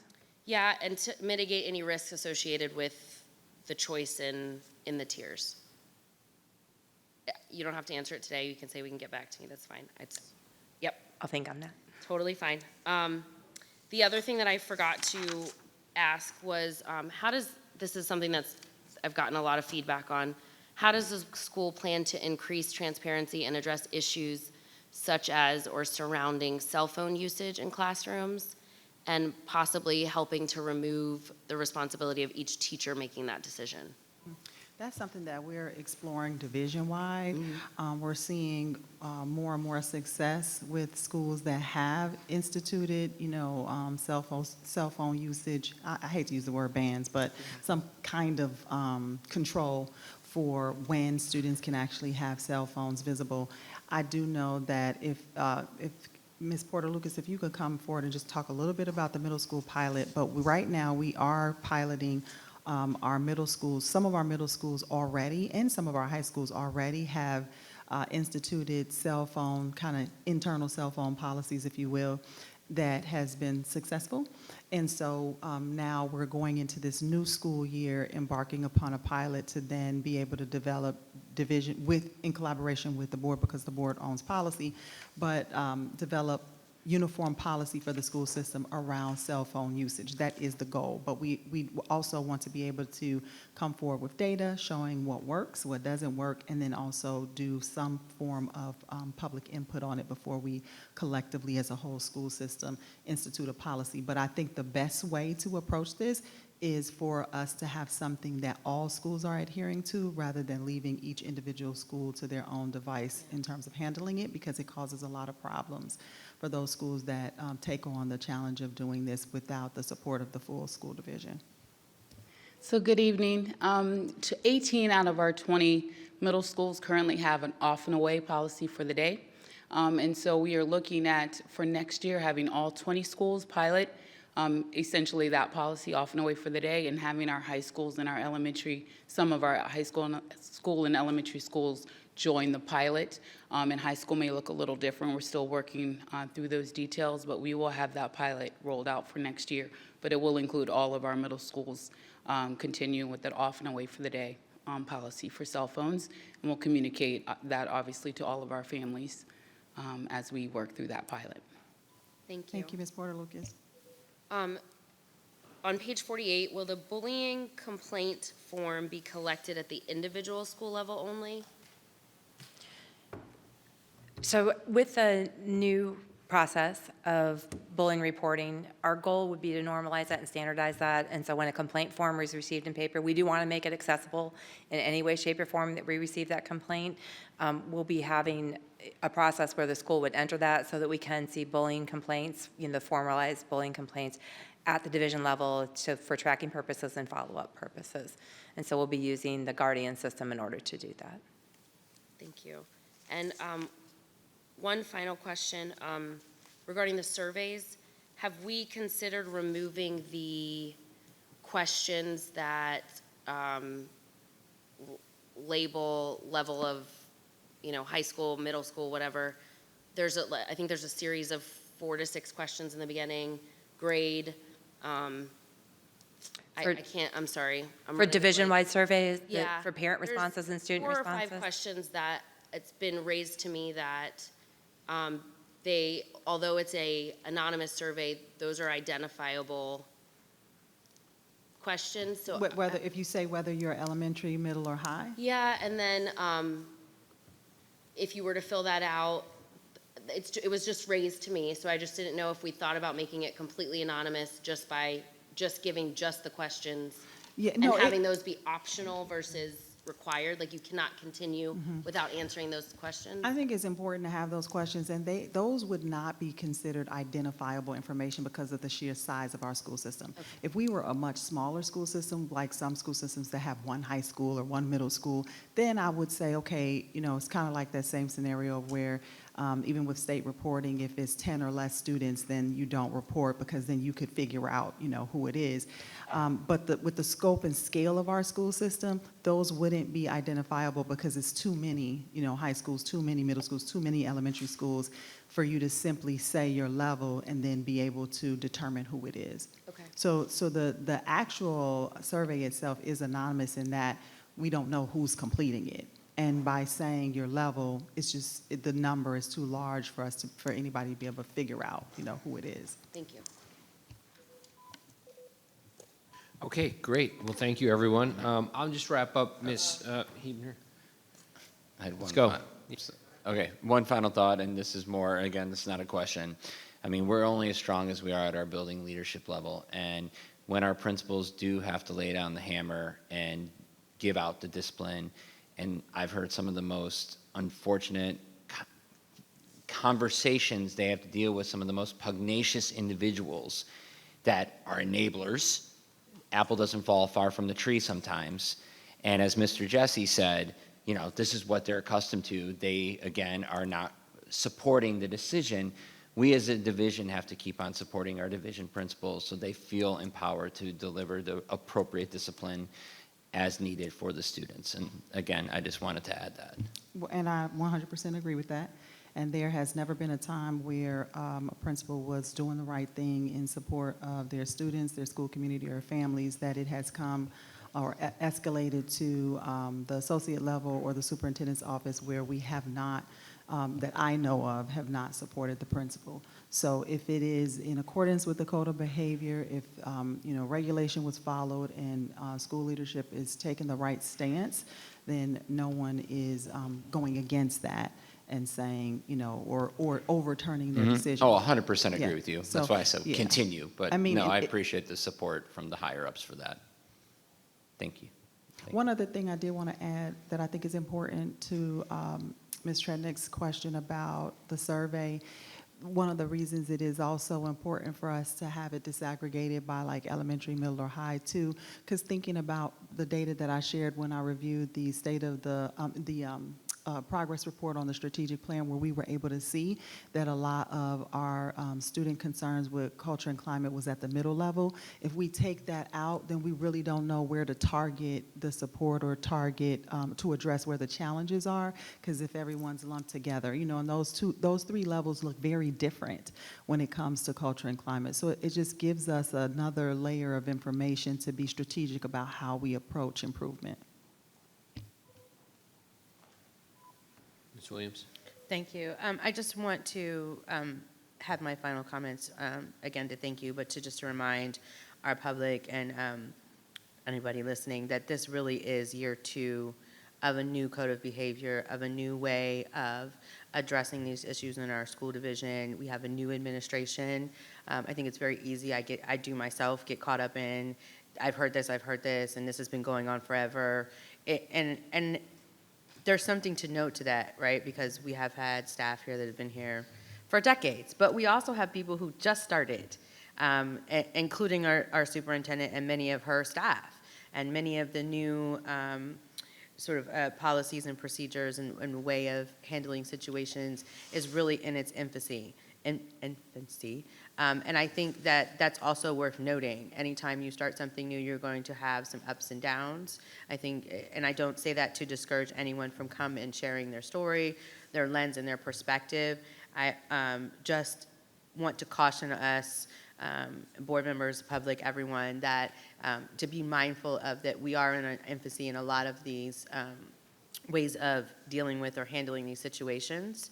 And so I know I can get caught up in, well, you should just do it this way because it's been this way, or I've heard this, and I say it myself, but I don't want us to do a disservice to the new lens through which we are focusing on and best practices that we are trying to establish and practices that we are trying to norm, because I think sometimes that takes away from the new things that we are doing, and having them or being able to watch and see and learn to see if they are working or not, because in some instances it's too early to tell.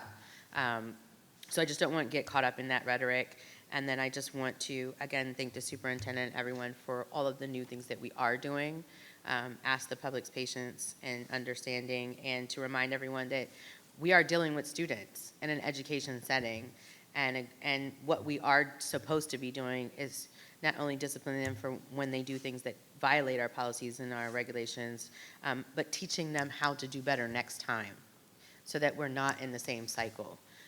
And it's important, too, to note when it comes to staff and support, again, I'll say it, we have many, many new principals across the division. And we should all deal with each other with a little bit of grace. And that doesn't take away from the fact that if there is an issue, because somebody may be new, that they need additional support or training, we do have methods to do that. And I want to encourage our teachers, especially our TAs, and support staff to utilize those resources, because we are with a new division, a new administration, and who has continuously expressed that they want to hear from our staff. And I've seen the changes from listening to staff voices, and I just want to make sure that our teachers who may have been here a long time, had different experiences throughout their career within Prince William County Schools, that our new administration is listening.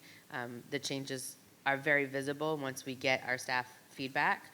And I also want to say that, people hear focus groups and things like that. We hear that a lot, especially where we live near the nation's capital. That generally means we're just going to put it over there and then not do anything. And I don't, in any way, shape, or form, believe that that is something that we do here, that the superintendent or her staff does. I've seen the changes myself, so I just want to reiterate that and just let people know to be mindful that we are dealing with children, and we are to set the example, and it's not just discipline for discipline's sake, but it should also be a learning opportunity so that when they leave us, they can go out and be productive members of society as well. So thank you. Thank you. Thanks, Ms. Huebner. Dr. McDade, very good. Just a couple things. I think I appreciate, Ms. Huebner, that you're going to work more with teachers to hear what their concerns are. I think as important as it is the administration to support the principals, it's critical for the principals to support the teachers. And I think that is critical, and there's certainly a theme of that tonight being discussed. And then, I can't, I've sort of not hidden my disdain for cell phones in schools. And I know Ms. Wall, and I will speak for her because she's not here, but on this issue, we are unified in the sense that it can't happen any faster. And in the word ban, restriction, I'm for all of those as widely, as densely, as deeply as we can. We need to do that to get this, one of the largest complaints from parents is this, it's a cell phone addiction, right? It's a screen addiction. It's whatever, and it's distracting them. I'll say, one more time, there was a big study that came out just a few weeks ago looking at all nations of the world. Since 2012, test scores have gone down. Korea, Finland, East, Singapore, US, everybody. And that's right around the time that cell phones became as ubiquitous as they have, and as social media became as ubiquitous as it has.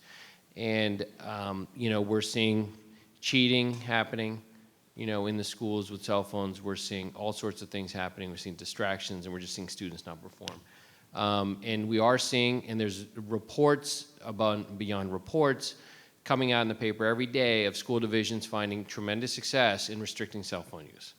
And so while I'm excited about this pilot, I think it's really important, and I know we're going to socialize this with the public over the next year, but I want to be crystal clear where I stand on this, and the public should know that I will push this as fast and as quickly as possible.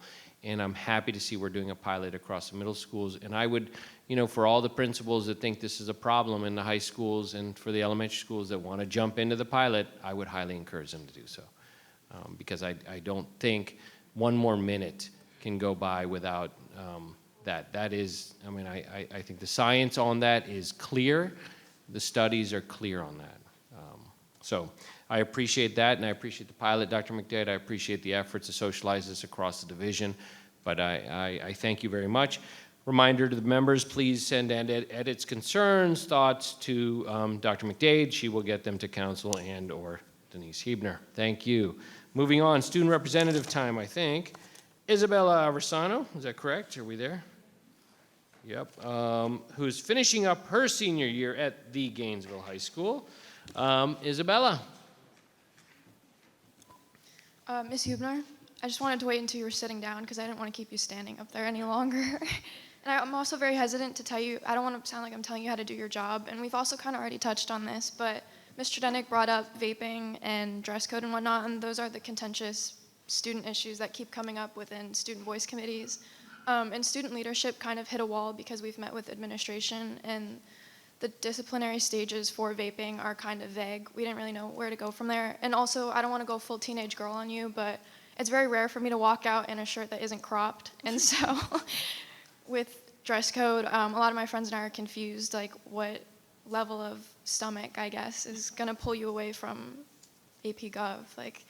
And then with the phones, I know you guys are piloting it at the middle school level. I'm hoping you come up with something a little different than what was it called, up, up, and away for the day? Okay. Because a lot of us are turning 18 and whatnot, and at the ripe age of 18, it feels kind of odd to be turning our phones in and putting it in phone jail.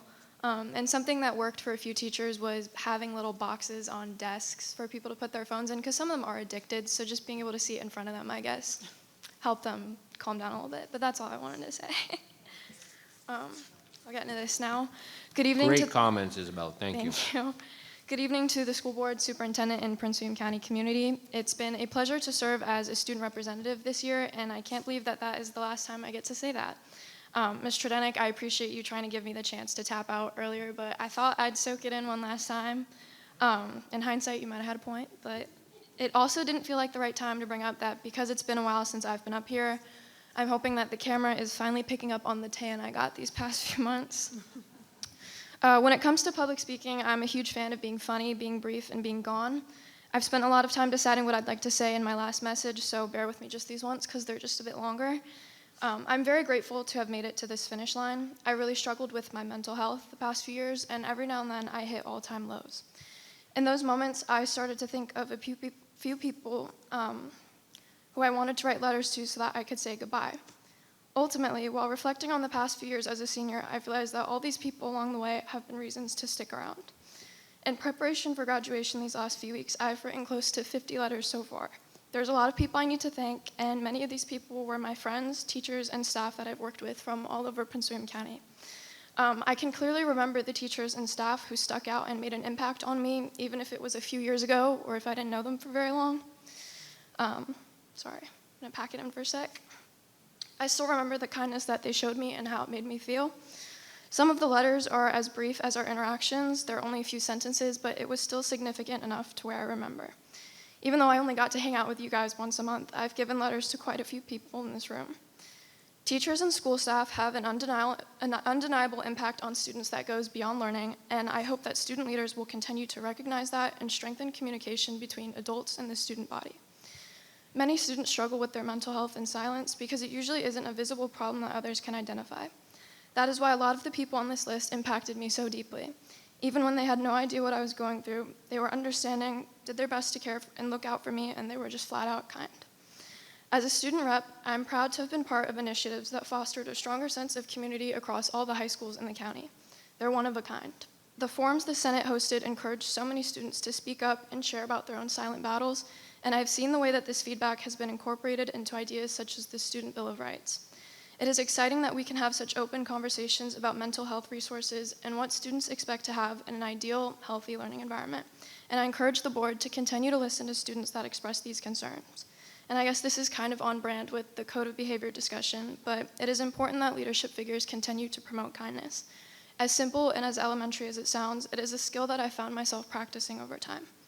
Middle school comes to mind as a particularly brutal era, and even now I remember moments I wish I could go back and redo to treat someone a little bit better.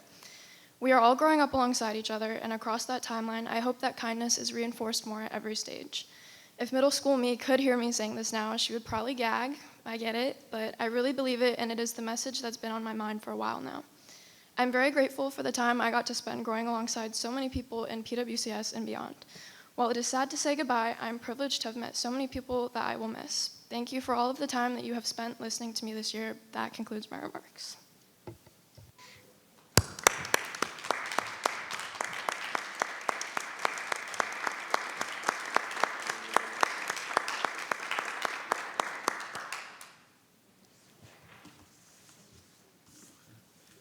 Thank you, Ms. Aversano. We really appreciate it, and your commitment and contribution, cooperation, collaboration over the course of this year has been valuable, and I think the students across the division have benefited from your input, and we thoroughly appreciate everything you've done for us, and we wish you the best in everything you do moving forward, and this board will always consider you a friend. Moving on to superintendent's time. Dr. McDade. Thank you, Dr. Lateef. I also just want to say what a privilege it has been to sit next to you for every board member and for each of our other student reps that were present during the months. But getting to know you and Fernanda has been a complete joy. And I want to just commend you for your level of leadership that you've demonstrated as a student, not on the Student Senate, on the board, in voice committees. You have definitely used your voice to improve outcomes for students and climate for students in Prince William County, and I am forever grateful for you. May kicks off the School Principals Day, where we show our appreciation for the hard work and dedication our incredible principals play in ensuring that every student has a fair opportunity to succeed, achieve, and flourish. Thank you to our wonderful school principals who help launch thriving futures each and every day. Your leadership is essential, and we value your passion for public education. Next week, May 6th through May 10th, PWCS will honor Teacher Appreciation Week. I encourage students, families, and our community to express their gratitude for our wonderful teachers in creative and thoughtful ways. Let your teacher know that you appreciate their care and commitment to the learning and achievement for all. Last night, our Outstanding Educators event, we had the opportunity to recognize finalists for Support Employee, which was a new category, and I was so excited to be able to honor a member of our support staff. We also recognized the Novice Teacher of the Year, and Principal of the Year for both elementary and secondary. It was certainly a wonderful celebration for our dedicated educators, and congratulations to the following winners. For Support Employee of the Year, Andrea Ilardia from C.D. Hilton High School was our winner. For Novice Teacher of the Year, grades pre-K through 5, Rachel Pellegrin from Ashland Elementary School. Novice Teacher of the Year for grades 6 through 12, Sophia Hobbs, Freedom High School. Teacher of the Year for grades pre-K through 5, Angela Savage from John D. Jenkins Elementary School. Teacher of the Year for secondary, grades 6 through 12, Blake Lopresti from Ronald Wilson Reagan Middle School. And then we had the category for Principal of the Year for both elementary and secondary.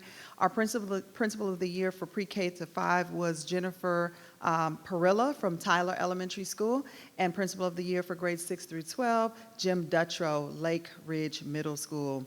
Also honored at the ceremony were the educators who received or renewed their national board certification, as well as our outstanding mentors and lead mentors were recognized last night. So I just want to give a personal congratulations to all of our winners, our finalists, and nominees for being outstanding role models to CPS students and staff. Your hard work and commitment are recognized and appreciated by us all. As PWCS honors a positive climate and culture built upon inclusivity and belonging, I would like to recognize Asian American and Pacific Islander as well as Jewish American Heritage Months.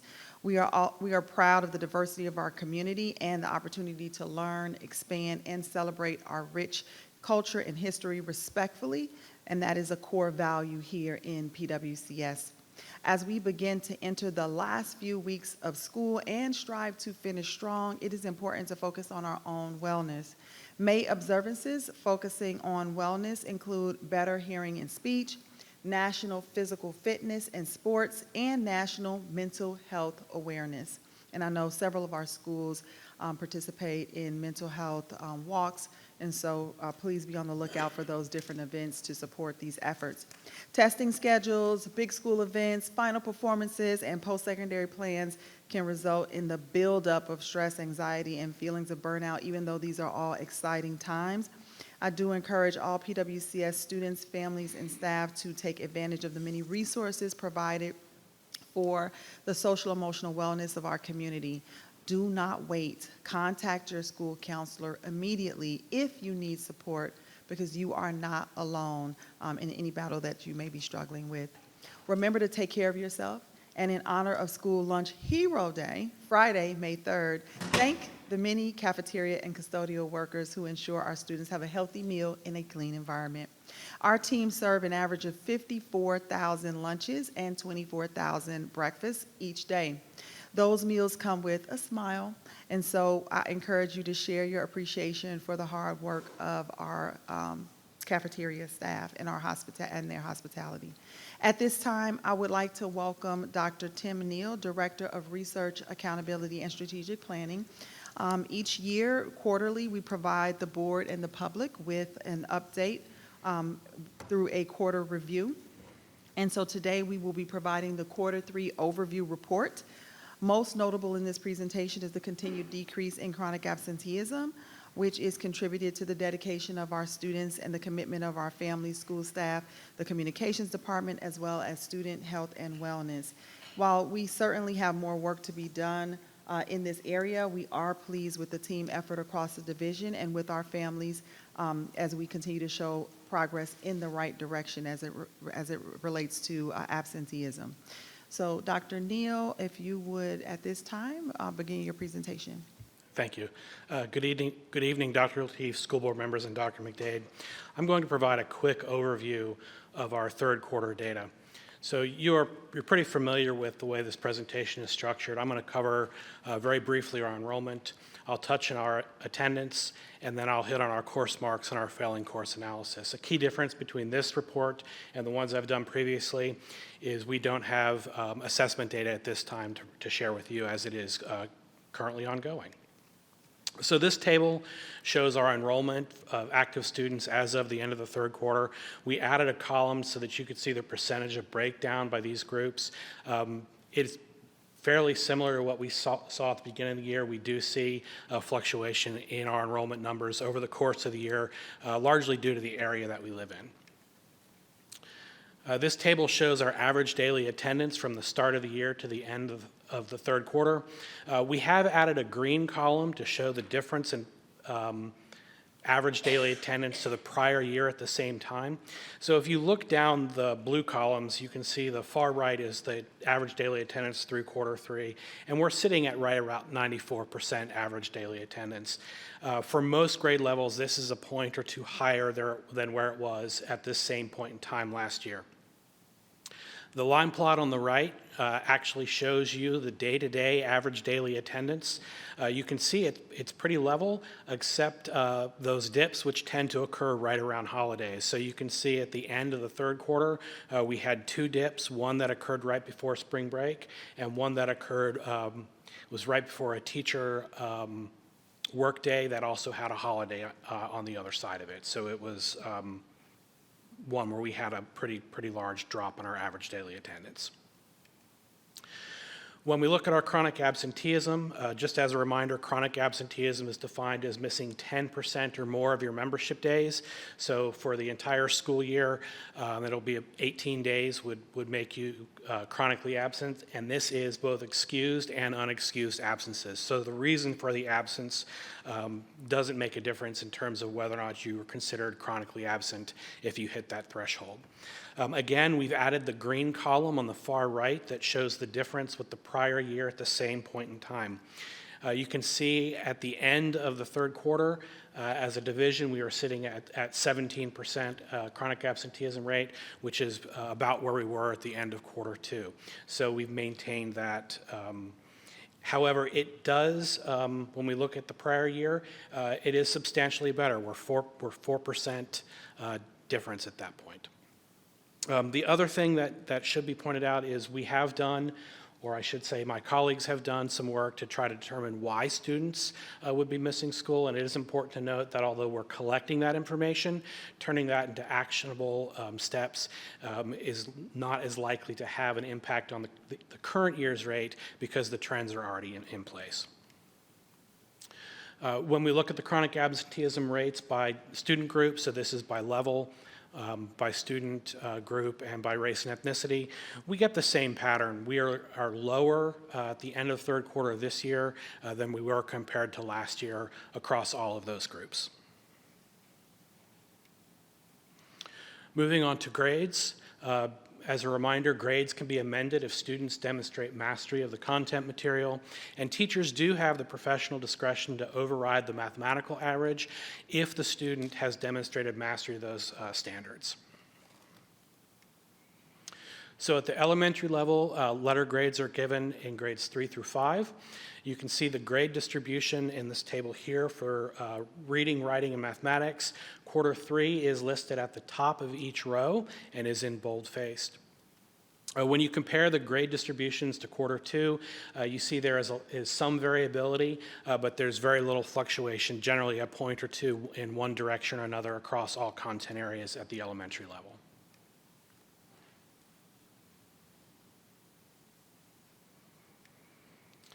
This table shows the grade distribution for our middle schools. The setup is the same as at our elementary level. It is important to note that when we start getting up in the secondary level, there tends to be a little bit more variability, especially at the upper end of the grade distribution, which means we tend to see if there's going to be movement in these grades by more than a percent or two, it tends to be in the A and B range where there's some movement between those two categories. However, that said, the same pattern exists at the middle school level that we saw at the elementary level. The grade distribution at the end of quarter 3 is similar to what we saw at the end of quarter 2. And that does persist across all content areas.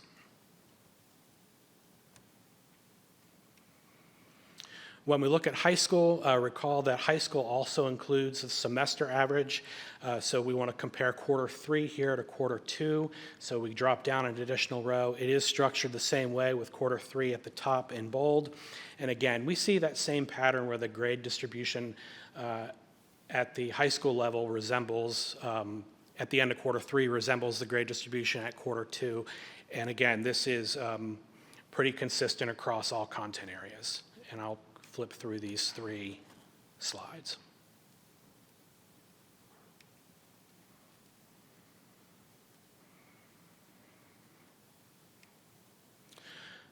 As with prior quarters, we also did a failing course analysis. So we looked at the percent of students who are failing 0, failing 1, or failing 2 or more of their courses. This table shows our middle school and our high school students. So middle school is on the top, high school is at the bottom. Quarter 3, again, is the top row, and it is bold-faced. And when we look at those percentages, quarter 3, again, is very similar to where we looked at quarter 2. The same holds true for high school. We compare quarter 3, again, to quarter 2.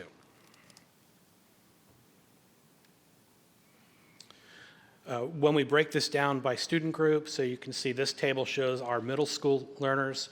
You can see our English learners, our students with disabilities, and then a breakout by race and ethnicity.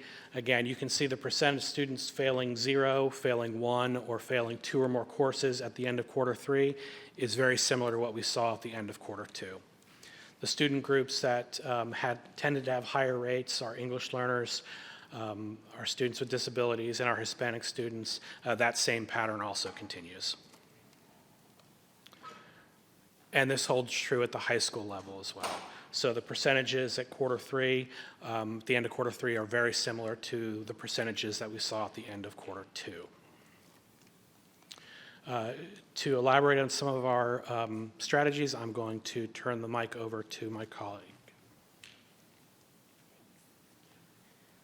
All right, so in continuing the theme of support, making sure that our school teams have the supports that they need to implement our positive behavior strategies, and around attendance, making sure that we make kids want to come to school, like working on that engagement. Instruction is still going on. We know that we're in the home stretch, but there's a lot of learning. So really wanting to make sure that our kids feel connected to the activities that are going on in the classroom. Our school leaders got recognized for great drastic improvements. We have some schools who have reduced their chronic absenteeism in half. So we did recognize our school leaders recently with plaques and awards. They were very excited about those. So our attendance teams do continue to update the toolkits for that home stretch reminder. Keep coming to school because we're here. We want you to learn. One of the things that we're excited about using in motivating kids and looking at the pathways and the importance of their education is our vision reports. So our middle school and high school students have received the messages on how to access their student vision profile, and we're helping students use those to consider their post-secondary options. There again, building that connection to the importance of being in school and pathways for their future. Our parent liaisons also continue to connect, reach out with families, and see how we can support as we enter our final weeks of the school. Our school counseling teams recognize that it is a stressful time, and as Dr. McDade said, they are there to support and provide any resources to our students that are needed, whether that be removing barriers for learning through academic support, or also just someone to help manage the stress of coming to the end of the year. Our social workers and school mental health professionals continue to connect with families and provide community resources. We know a lot of students, as the end of school comes near, starts feeling maybe missing school. That's right, kids want to be in school, they miss us. So we help connect families with additional resources that kids can continue their learning through the summer. Our high school students who are at risk of not graduating continue to be monitored, and we are working on credit recovery options. If those students aren't able to make the credit recovery to make it across the finish line, we're making plans for credit accrual and for summer learning so that hopefully we can get those students across the stage for a summer graduation. At identified schools and in general for schools, we still offer our support through our support corps members and our success coaches. So as I mentioned, we are offering academic support. Schools are really leveraging and still, using all of those tutoring supports that are available before, during, and after school. But right now, one of the focuses that we're looking at is our summer opportunities. There's a lot of really great information on our website about summer learning, whether it be extension or additional remediation opportunities. So there will be opportunities for students K-8 to receive instruction in math and reading aligned to the all-in tutoring plan, and for students at the high school to retake courses at credit recovery and credit accrual that I've talked about. Our L populations, our special subgroups, our teachers are continuing to review their academic progress, meet to make plans on how they can provide additional support from now until the end of the year and looking forward. Additionally, teachers continue to receive support through collaboration with the student learning team, and there are sessions now in middle school, high school, and elementary as well. And those just highlight a few of the focus supports that we are providing as we close out this school year. Thank you so much. Thank you, Ms. Huebner. Any questions? Well, I'm excited about all the green on the attendance slide. So green is good, and I think we're making progress, albeit, it is a steady and consistent progress, Dr. McDade, I think. Excellent work. All right, well, we look forward to hearing how quarter 4 finishes up. Excellent. Dr. McDade. Thank you, Dr. Lateef. Just a quick, a few things I wanted to add to Superintendent's time at the conclusion of Dr. Neal's presentation, and thank you, Dr. Neal, for that presentation. At the next school board meeting, May 15th, our transportation team will present an independent study conducted to review and evaluate the effectiveness and efficiency of our bus routes. This was something that I mentioned earlier this year, and I just wanted to come back to the public that we'll be coming forward with the results of that study. And our goal really is to improve arrival and dismissal times and remain consistent in our services to students, families, and staff. We heard a lot of feedback from our families over the last 2 years, and we made a commitment to improve transportation, which is why we did bring in a consultant, an expert in the field of transportation, to do a top-to-bottom review. And from that, we want to take those findings and recommendations and actually put them in action in a phased process over the next couple of years, starting with the upcoming school year. So we'll be bringing that forward, and we're looking forward to hearing the recommendations of the study and inviting community feedback so that we can continue to improve our services to get students in school on time through high-quality transportation. So just flagging that as something that's upcoming to be shared with the board and with the public. And that concludes Superintendent's report. Thank you, Dr. Lateef. Excellent, Dr. McDade. Thank you. At this time, we'll go to board matters. We will start with Mr. Wilk tonight. Oh, I'm sorry. Committee updates. Yep. Right there. All right, you guys are awake. First one will be Ms. Williams, update on the governor's school. Thank you, Chairman Lateef. The governor's school did meet. This was our last meeting of the school year. Next year, the chair and vice chair will again rotate, as well as the division that's responsible for the governor's school. There were student presentations by 4 different groups of students, which were, again, amazing and outstanding, and partially over my level of education, which is always exciting for our high school students to be presenting. We were informed, of the calendar, which we voted on. So the calendar has been set for Governor's School, which follows Mason and primarily Prince William County Schools calendar. The research symposium will be this Friday at 8 a.m. at the George Mason University Science Freedom Center, which is in Manassas. If you have not, it's also open to the public, so if you have not had a chance to see the students' projects, I highly recommend it. It's something that I enjoy going to every year. Graduation will be held on the host division's territory, which is Manassas Park City Schools, so that will be on May 18th at 9:59 a.m.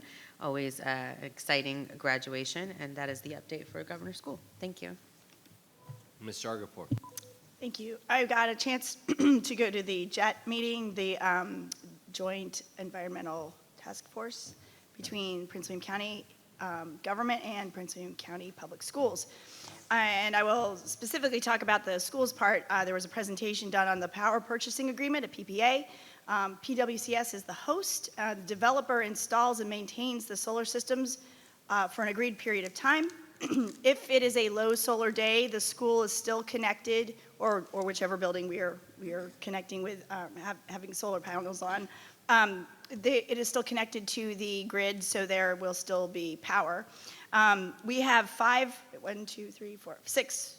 schools that we have right now either getting ready to have their panels installed or in that process. So Bevel Middle School is in the final steps. Battlefield High School is in progress. Gainesville High School is in progress. Kilby Elementary School is awaiting to be submitted to permitting. Kyle Wilson is in permitting, and Forest Park High School is in design.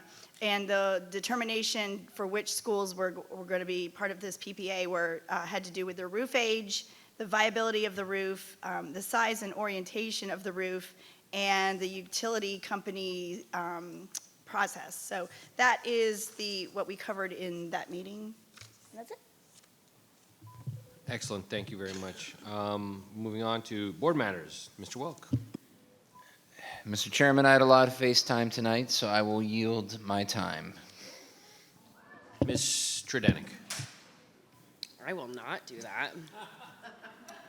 I want to thank everybody for the nice discussion about code of behavior.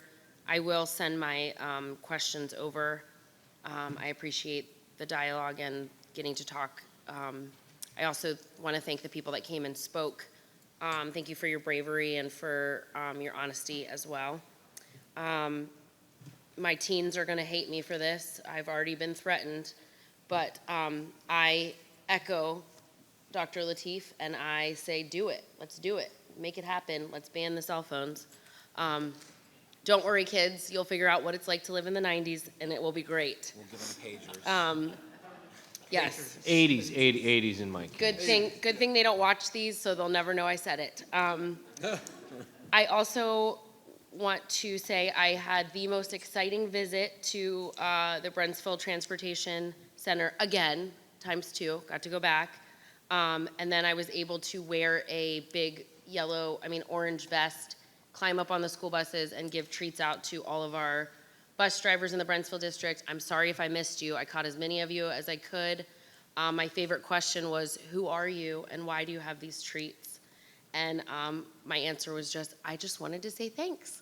So that was fun, and getting to meet the bus drivers and seeing all that they do and what they go through to make sure that you guys get to and from school safely. I love it. Thank you to the bus drivers and the transportation staff for all you do. I also was able to attend Patriot Baseball to remember and honor their former teammate, Josh Morrison. That community, that baseball community, is a strong one, and they love each other hard, and they carry on traditions. So thank you for letting me be a part of that. And those boys can play ball too, so that was fun to watch. What was super exciting as well was visiting Chris Young for their multicultural night. It was packed. The gym was packed, and the teachers that organized that did an excellent job. The parents at Chris Young Elementary School, dang, there were so many of them that could cook. They brought out so much food. Nobody was hungry that night. It was amazing to see. I got to take pictures with the kiddos in all of their gear and hear about their food and their culture and what they love. And it was just really exciting. So thank you for that time. Again, I wanted to just echo that I do hear my constituents when they're suggesting stricter enforcement, clearer consequences, better communication, stricter policies on drug violations, and things like that. I hear you, and I will continue to keep the conversation open. Thank you. Mr. Jesse. Thank you. First of all, I wanted to say that I try to go to some events that are not typical, exciting, well, they're all exciting, but they're not typical. So like I want to go to some of the sporting events that we normally don't go to. And so that's what I'm trying to do with my schools this year. Some of the highlights for this month for me was that I went to a play at Woodbridge High School. It was this really good play, and as I told the person, I'm not a music person, but I really liked the play, even though it was a musical. Went over to John Jenkins for their Carnival Day, and it blew my mind how many people were there. If they had not reserved a space for me, I would not have been able to park. That's how crowded it was over there, so that was really fantastic. I also went to an event called Future Kings. My wife and I have been going to this event for about 15 years now, since they first started. It is an event where they have boys who they do some marvelous things. It's just a very, very meaningful event that I went to. I love the event last night we had for the educators, and I love the fact that we did something for the support staff, which I thought was good. I also liked hearing that what we have done for some of the teachers for some event where you started recognizing them for attendance or something. I can't remember what you were saying. But, my wife always talked about celebration, celebration, celebration. So that's something I think I would encourage us to keep doing. So again, thank you, and I'll yield my time. Ms. Williams. Thank you, Mr. Chairman. I just want to start with one of my favorite events of the year. I think there's a picture that can go up. It is Fredlin's Comic-Con. There it is. So this year, they did a raffle, as they always do, but they awarded this amazing student, Luna Burrell, the proceeds from the raffle so that she may use those proceeds to participate in another Comic-Con-like event. And this is an award that they will be doing moving forward. And I was just so tickled because like her name, her outfit, her everything just really fit the event perfectly. She is pictured there with her parents. I want to give a great big giant shout out to Scott Merlarkley, who is the teacher who's been hosting this for now going on its third year. I am a complete Comic-Con nerd, and my son as well. The thing that I like the most about this event, it is student led. The students do a cosplay contest.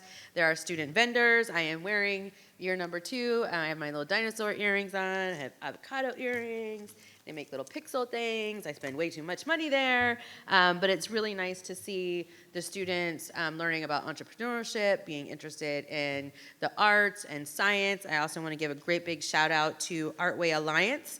This is their second year that they participated in Comic-Con. They are a nonprofit organization that believes in STEAM in schools and takes a non-traditional route. They are often at Comic-Con events, and they do small pop-ups. Just very exciting time. I always say I'm going to spend an hour, and then I'm there for like 3 and some change. So I'll be there again next year.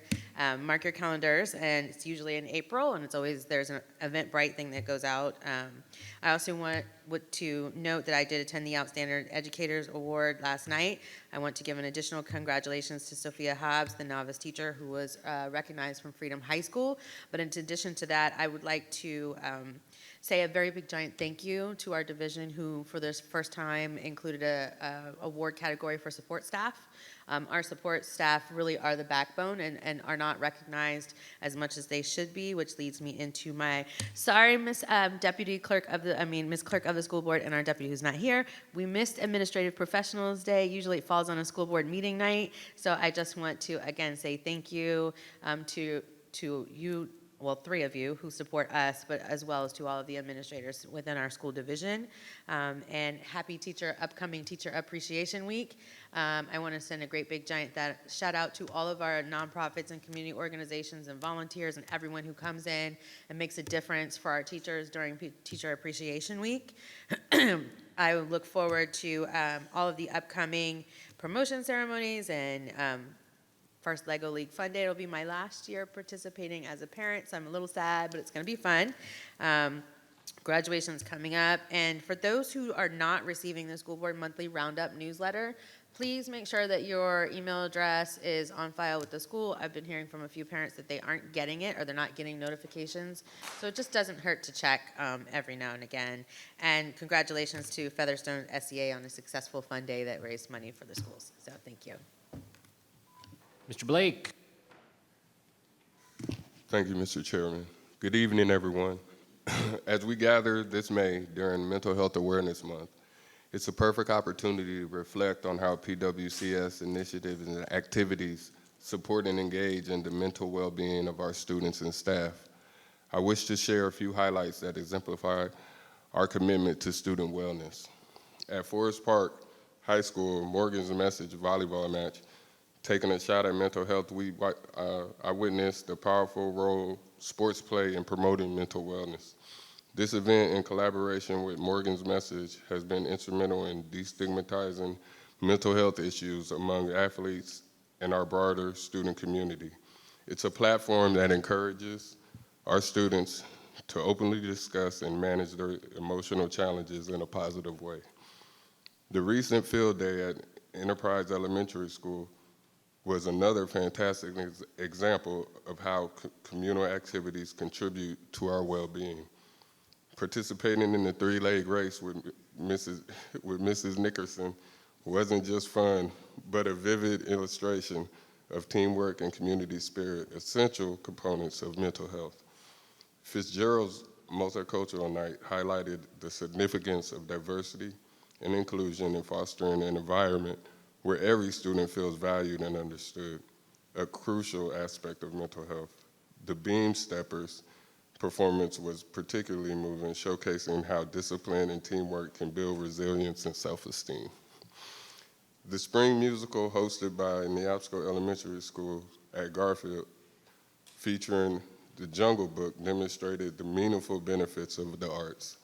The students dedicated to their craft not only provides a creative outlet, but also builds discipline and confidence, enhancing their social, emotional, and mental development. During Minnieville's events, Shannon Anderson's book, I Love Strawberries, and a subsequent nutrition-focused workshop with PWCS Nutrition illustrated how stories and good eating habits can profoundly influence not just physical health, but children's mental and emotional health. At Bevel Middle School's Multicultural Night, the staff and students' fashion show was a testament to how community collaboration can build a supportive network, reinforcing the mental health of our students. And lastly, the Prince William County, the PWCS All-County High School Fine Arts Festival showcased the incredible artistic talents across our district, reinforced that artistic expression is not just a form of communication, but also a vital coping mechanism for many students. These events are just a few examples of how PWCS supports academic achievement and cares deeply about our community's mental health. Our commitment remains strong as we continue to integrate mental health awareness into every facet of our students' education. Thank you, and have a good night.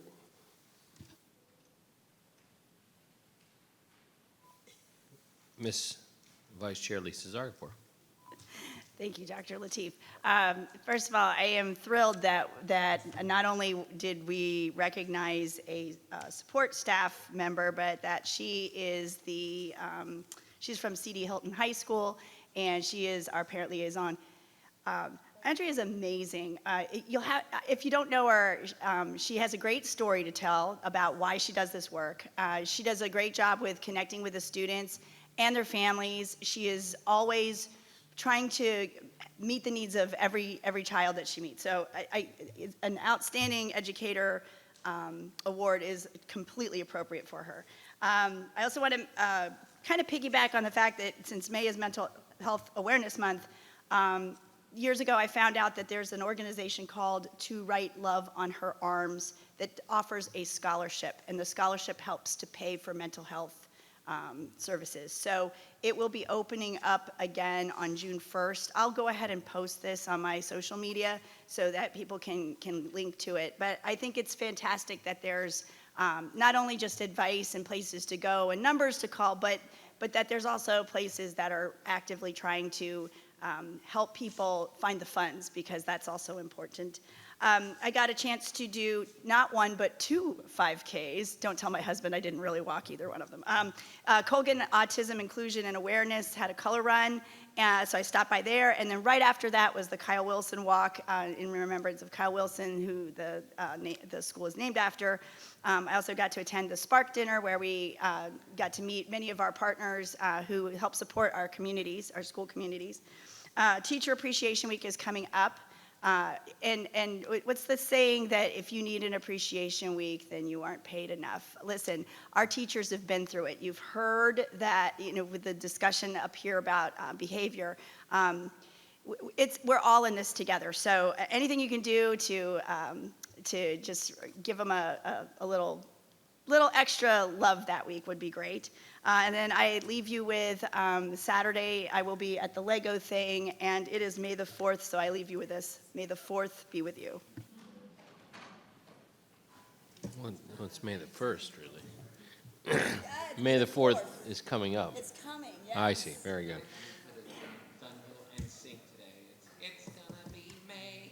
Oh, wow, look at that.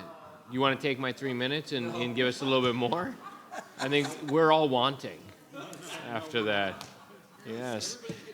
Now everyone is getting punchy. Okay, well, first off, I want to thank our student members who have served with distinction. It has been a privilege serving with each of you. Isabella Aversano, Fernando Morante, and Jacqueline Garcia.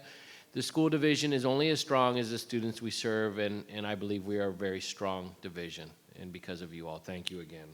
I want to thank the school board members and Denise Hebner and Dr. McDade for the robust discussion on the code of behavior. I think it's very important, and a lot of great topics were covered and a lot of important issues, and hopefully we can move forward there. It's spring, there's sports, there's robotics finals, science fair finals, proms, school final exams, and graduations coming up. It's a very exciting time of the year. So I just encourage everyone to read their emails, make sure they meet their deadlines, and I wish all of our students a strong finish to this final few weeks of school, and we wish you the best. Thank you. Have a great night, everyone.